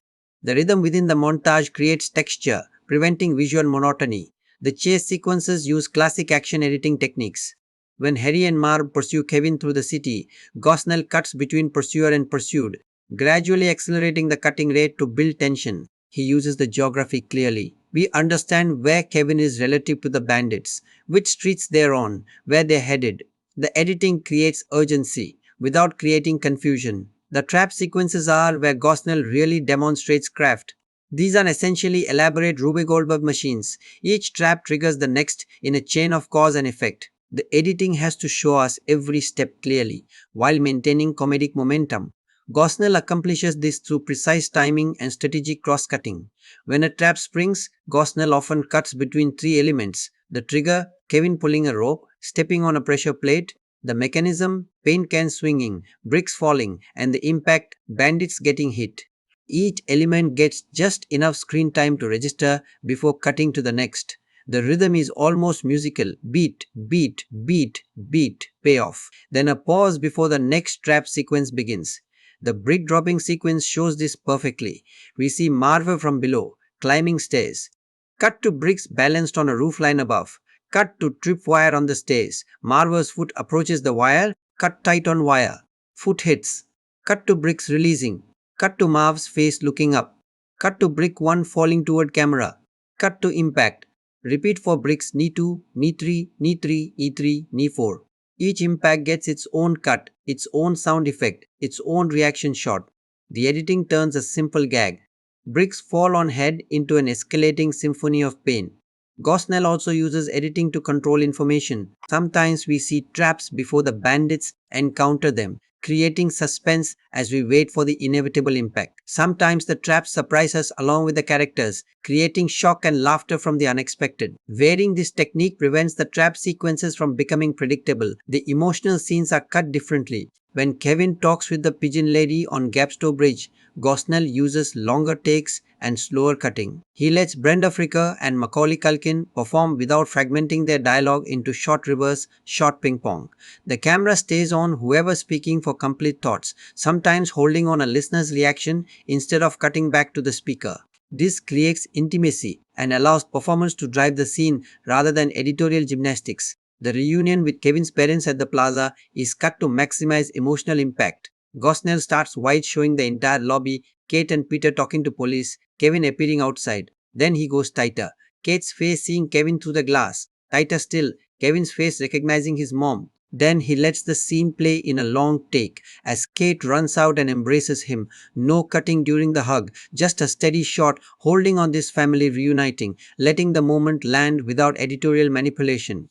Throughout the film, Gosnell demonstrates understanding that different scenes require different editorial approaches. Action gets cut faster, comedy gets cut for timing, emotion gets space to breathe. This flexibility keeps the film's rhythm varied and prevents viewer fatigue. The parallel editing between Kevin's story in New York and his parents' search in Miami and later New York creates structure and momentum. Gosnell intercuts between these storylines, showing us both sides of the separation. This builds tension. Will they find him? While also providing tonal variety. When Kevin's story gets too intense, we can cut to the parents for a different energy. Gosnell also handles the film's tonal shift smoothly. Home Alone 2 moves from slapstick to tender to suspenseful, sometimes within the same sequence.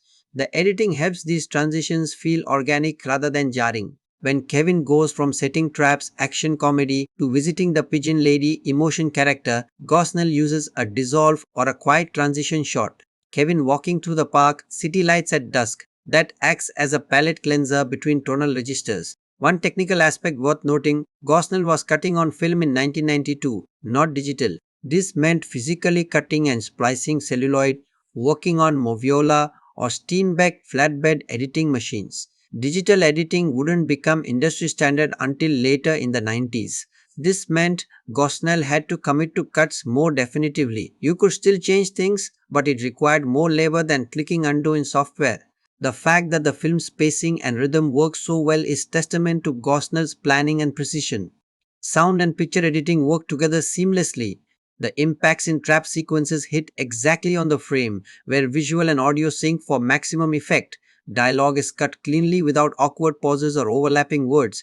Music cues start and end precisely where they need to emotionally. This synchronization seems obvious until you've tried to do it yourself. Getting everything to lock together requires meticulous attention to detail. The film's 180-minute runtime is well used. There's no dead space, no scenes that could be cut without losing something. But it also never feels overstuffed. Gosnell found the right balance between story, character, comedy, and action. Each element gets enough time to work without dominating the whole. The result is a film that moves, not rushed but purposeful, not slow but thoughtful. The editing serves the story rather than calling attention to itself, which is the highest compliment you can give a classical Hollywood editor. Gosnell built the film's spine, and everything else hangs on it perfectly. Macaulay Culkin was 11 years old during filming, and he carries this entire movie on his shoulders. That's not hyperbole, he's in almost every scene, and when he's not physically present, the story is about him. For a child actor to sustain that level of screen time while navigating comedy, action, emotion, and physical stunts is extraordinary. Culkin doesn't just hit marks and deliver lines. He creates a fully realized character who evolves across the runtime. Watch Culkin's face during the airplane realization scene.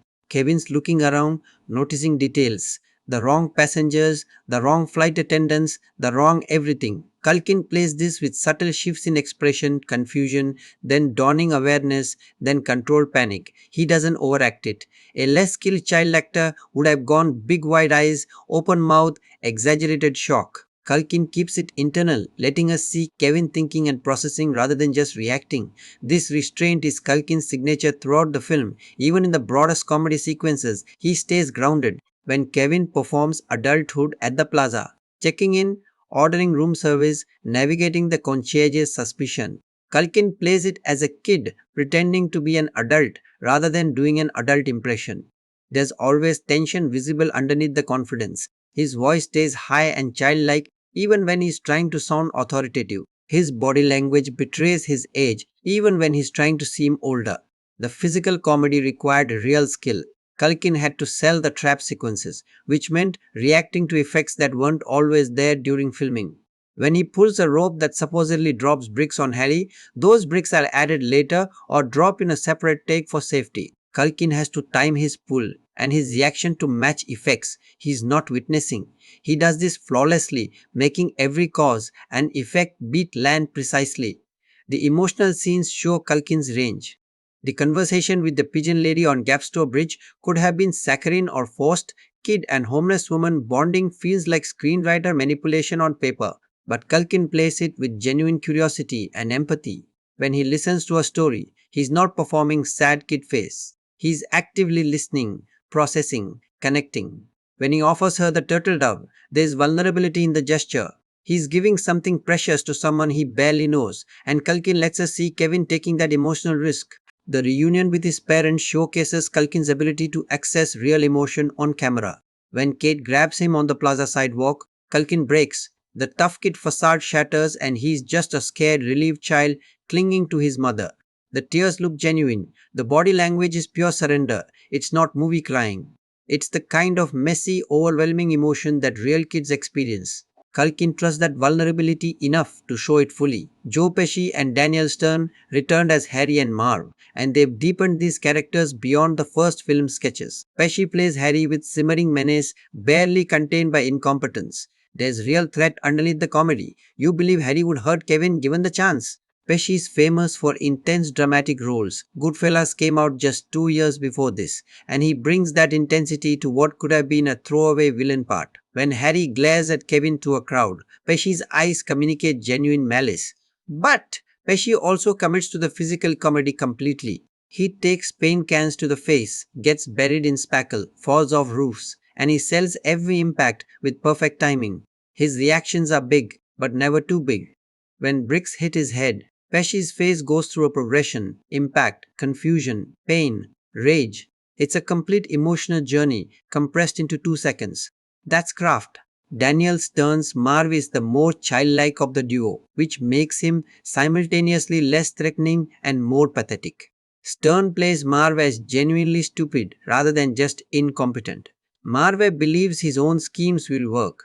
Marv doesn't learn from mistakes. Marv touches the clearly electrified sink because curiosity outweighs self-preservation. Stern leans into this guilelessness, making Marv pitiable even as he's committing felonies. Stern's physical comedy is different from Pesci's. Where Pesci plays pain as fuel for rage, Stern plays pain as cosmic injustice. His screams are operatic, his falls theatrical, his suffering performed like tragedy. When Marv gets hit by a brick, he doesn't just react, he questions the universe. Why me? His body language asks.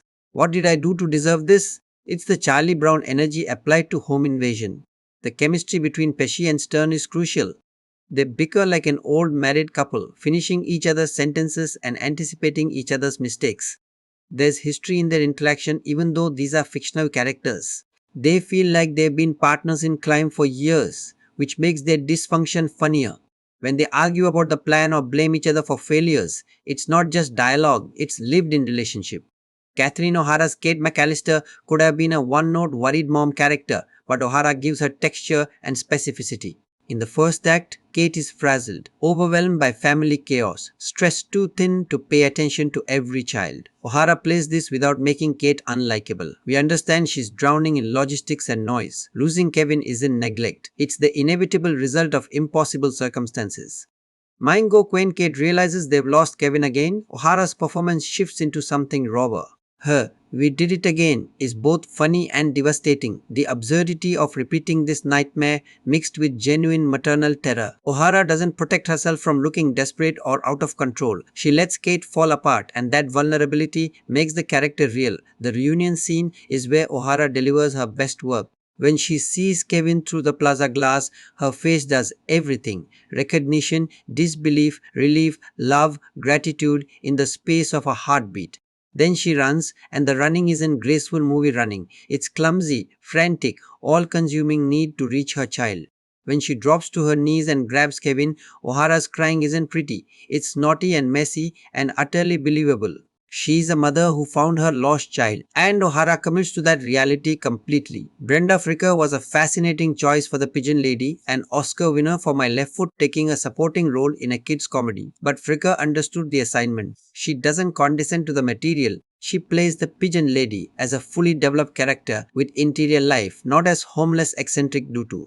2. Fricker's performance is built on dignity. The Pigeon Lady could have been played as crazy or pitiable. Fricker makes her neither. She's someone who made choices, experienced loss, and retreated from a world that hurt her. But she's not broken. She's surviving, finding connection where she can with birds instead of people, maintaining her humanity despite circumstances. Fricker plays this through posture, upright, despite weathered clothes, and through voice soft but clear, never mumbling or playing homeless voice. The Gapstone Bridge conversation showcases Fricker's skill. She tells her backstory without self-pity or melodrama. She is stating facts about her life, not asking for sympathy. When she talks about loneliness, Fricker's voice remains steady, but you can hear the weight underneath. When Kevin gives her the turtle dove and she tears up, Fricker lets one tear fall and doesn't wipe it away. It's a small choice, but it communicates everything. Someone unaccustomed to kindness receiving it and not knowing how to respond. Tim Curry as Mr. Hector, the concierge, is deliciously villainous within the film's comic framework. Curry could have played this broadly, theatrical voice, exaggerated mannerisms, and it would have worked. Instead, he grounds it. Hector is officious, suspicious, and self-important, but he's also just doing his job. A child checking into a luxury hotel without visible adult supervision is legitimately suspicious. Curry plays Hector's skepticism as warranted, which makes him a better antagonist. Gully Curry's voice is his weapon. That clipped, precise diction, the way he emphasizes certain words, young man, becomes an accusation. The barely concealed satisfaction when he catches Kevin in a lie. It's all vocal performance. Curry doesn't rely on physical comedy. He stands still, speaks clearly, and lets his voice do the work. When he announces he is calling the police, Curry delivers it with quiet triumph, like a chess player announcing checkmate. Eddie Bracken's Mr. Duncan is brief but crucial. Bracken, a veteran character actor from Hollywood's golden age, brings warmth and genuine kindness to what could have been a throwaway role. When Duncan talks about the charity and gives Kevin the turtle doves, Bracken plays it with sincerity rather than tricky sentiment. He's not performing kindness, he's embodying it. The scene works because Bracken makes us believe. Duncan means every word.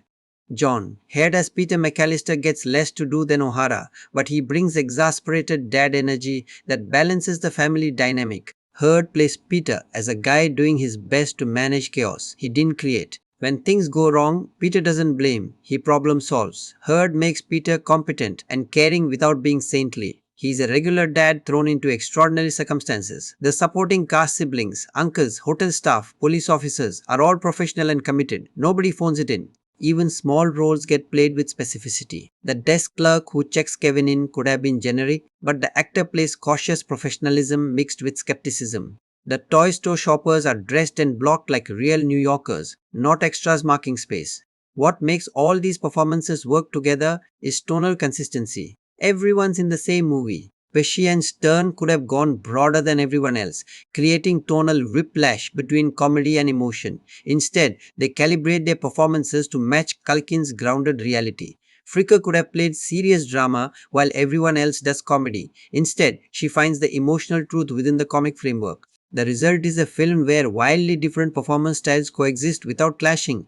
The child actors playing Kevin's siblings are naturalistic in their cruelty and indifference. Buzz, the bully brother, feels like every annoying older sibling who's ever lived. The other kids are self-involved and dismissive in ways that feel true to family dynamics. Nobody's performing movie family. They're performing actual dysfunction. Columbus deserves credit for guiding these performances. Child actors especially need strong direction to know when they're hitting the light notes versus pushing too hard. Columbus clearly created an environment where Culkin felt safe being vulnerable, where Pesci and Stern could commit to physical punishment, where O'Hara could fall apart emotionally. The performances feel loose and lived in rather than stiff or over rehearsed. The film also benefits from letting actors improvise within structure. You can feel moments that probably weren't scripted, small reactions, line readings that feel spontaneous, physical business that emerge from the actors rather than the page. This breathing room keeps performances fresh rather than rote. Ultimately, Home Alone 2 works because the actors treat it seriously, not solemnly. This is still a comedy, but with respect for character and story. Culkin gives Kevin real emotions. Pesci and Stern make Harry and Marv dangerous enough to matter. O'Hara makes Kate's fear palpable. Fricker makes the pigeon lady's loneliness hurt. They're all playing truth within a heightened framework, and that commitment elevates the material. Home Alone 2, Lost in New York, is ostensibly about a kid who gets separated from his family and has to survive alone in a big city. But underneath that premise, the film explores something more complex: the tension between independence and connection, between self sufficiency and vulnerability, between the fantasy of freedom and the reality of loneliness. Kevin starts the film feeling overlooked by his family. He is the youngest, the afterthought, cropped out of the family photo literally and metaphorically. When he ends up alone in New York with unlimited credit and no supervision, it's every kid's fantasy made real. He can eat whatever he wants, stay in a luxury hotel, explore a massive city, answer to no one. For the film's first act in Manhattan, Kevin lives this fantasy fully. He is independent, capable, and thriving.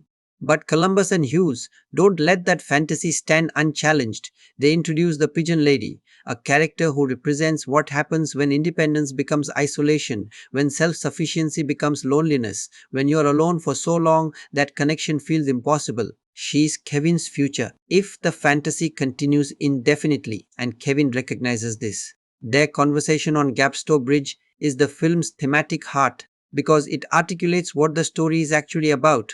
We need each other, even when we are annoying, even when we disappoint, even when we are difficult. The turtle doves become the film's central symbol.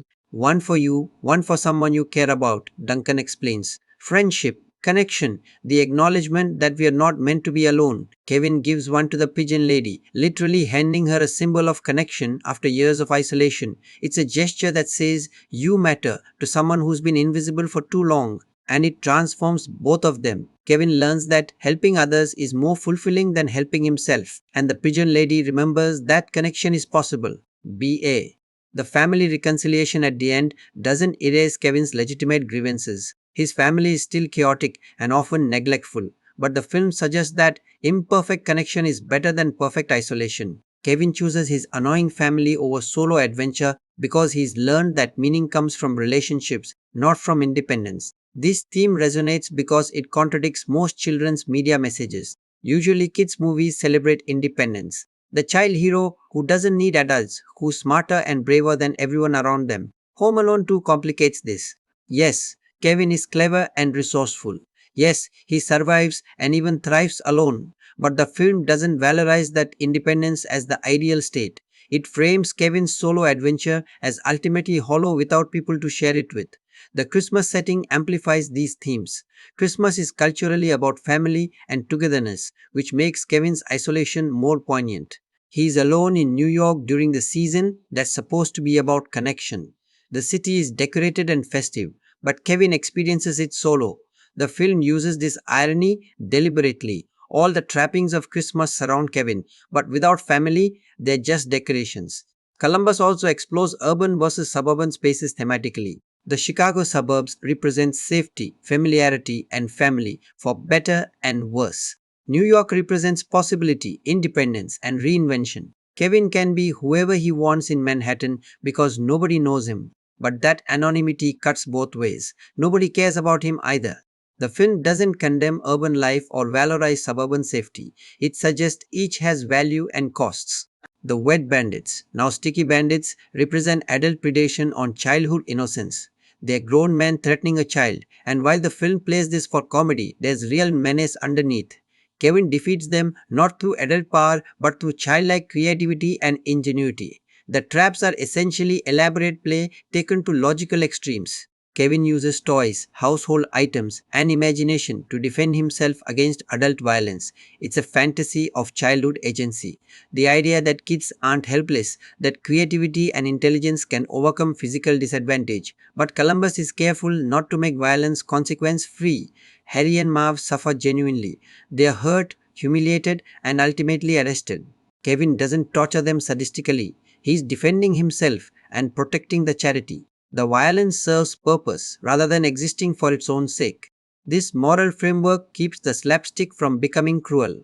The film's cultural impact has been enormous and lasting. Released November 20, 1992, it grossed 359 million worldwide against a 28 million budget. It became the second highest grossing film of 1992 domestically, behind only Aladdin.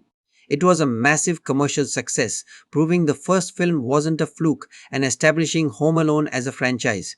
More importantly, Home Alone 2 became a Christmas perennial. It airs on television every holiday season. It streams constantly in December. Multiple generations have now grown up watching it annually. For many people, it's as much a Christmas tradition as decorating trees or exchanging gifts. The film has transcended its original release to become part of holiday cultural fabric. The New York locations became tourist destinations because of this film. The Plaza Hotel still markets its Home Alone 2 connection. Gapstone Bridge in Central Park is a recognized filming location. Duncan's toy chest was fictional, but F.A.O. Schwartz, the inspiration, became even more popular partly due to this association. The film essentially created a Home Alone 2 tour of Manhattan that visitors still follow. Macaulay Culkin became even more famous, though this level of child stardom came with costs. He was the most recognizable kid in the world by 1992, and that fame complicated his life and career. But his performance in Home Alone 2 remains his most iconic work, the role he still identified with decades later. The film influenced subsequent family comedies. The idea of elaborate physical traps as comedy set pieces became common. The formula of kid versus adults, particularly kid versus criminals, spawned numerous imitators.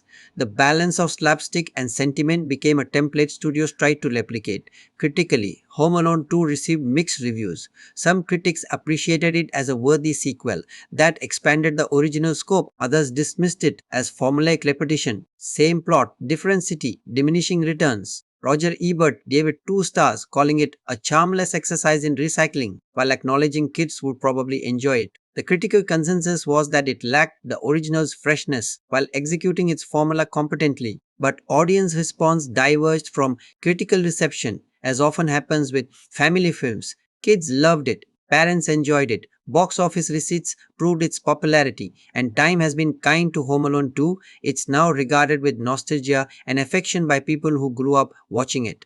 The critical complaints about formulaic plotting matter less when the film succeeds as comfort food, as reliable holiday entertainment.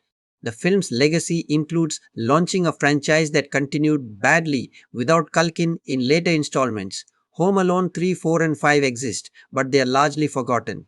The first 2 films, both starring Culkin, both directed by Columbus, both written by Hughes, remain the definitive entries. They are the ones that matter culturally and artistically. John Hughes died in 2009. Chris Columbus continued directing family films with varying success, and the cast moved on to other projects. But Home Alone 2 endures as a time capsule of early 90s filmmaking, practical effects over CGI, location shooting over green screen, film over digital, physical comedy over computer-generated spectacle. Watching it now, 34 years later, certain elements feel dated. The talk boy seems quaint in an iPhone era. Credit card fraud would trigger instant alerts today. A lost child would have a cell phone. The whole premise requires a pre-digital world where communication isn't instant and surveillance isn't ubiquitous. But these anachronisms don't diminish the film. They give it period charm, reminding us of a moment when such stories were still plausible. What doesn't age is the craft. McCart's cinematography is still beautiful. Williams' score still soars. Gosner's editing still propels. The performances still work. The emotional beats still land. The film succeeds because it's well made, not because it relies on contemporary technology or references. Home Alone 2, Lost in New York is better than it had to be. It could have been a lazy cash grab sequel, minimally different from the first film, designed to extract money from audiences before fading into obscurity. Instead, Columbus, Hughes, and their team made a genuine effort to expand the concept, deepen the themes, and create something that stands on its own merits while honoring its predecessor. It's a film about loneliness disguised as a comedy about traps. It's a meditation on family disguised as a kid's adventure. It's a surprisingly thoughtful examination of urban isolation and human connection wrapped in slapstick violence and Christmas cheer. It works on multiple levels simultaneously, entertaining children with physical comedy while offering adults emotional resonance and genuine craft. The film argues that home isn't a location, it's people. Kevin's journey takes him from Chicago to New York to a construction site brownstone, but he only finds home when he reconnects with his family. The Plaza Hotel is luxurious but not home. The streets of Manhattan are exciting but not home. The townhouse full of traps is defensive but not home. Home is where people know you and care about you, even imperfectly. That message, delivered through paint cans and pigeon ladies and turtle doves and Christmas lights, resonates because it's true. We need each other. Independence is valuable but insufficient. Connection, however messy, is what gives life meaning. Home Alone 2 trusts that children can understand these themes. It doesn't condescend or oversimplify. It presents a complex emotional journey wrapped in accessible entertainment, giving audiences comedy and action while delivering something deeper underneath. 34 years of holiday viewings have proven the film's durability. It survives because it was made with care, crafted with skill, and performed with commitment. Columbus shot a real city with real locations and practical effects. Williams composed genuine orchestral music. Culkin delivered a real performance. O'Hara brought authentic emotion. The craft is visible in every frame, and ultimately, that's why Home Alone 2, Lost in New York endures. Not because it's perfect, it's not. Not because it's revolutionary, it's a sequel following a formula, but because it's good, solidly, reliably, skinfully good. It does what it sets out to do: entertain, move, and remind us that even when we are lost, even when we are alone, connection is always possible. Merry Christmas, ya filthy animals.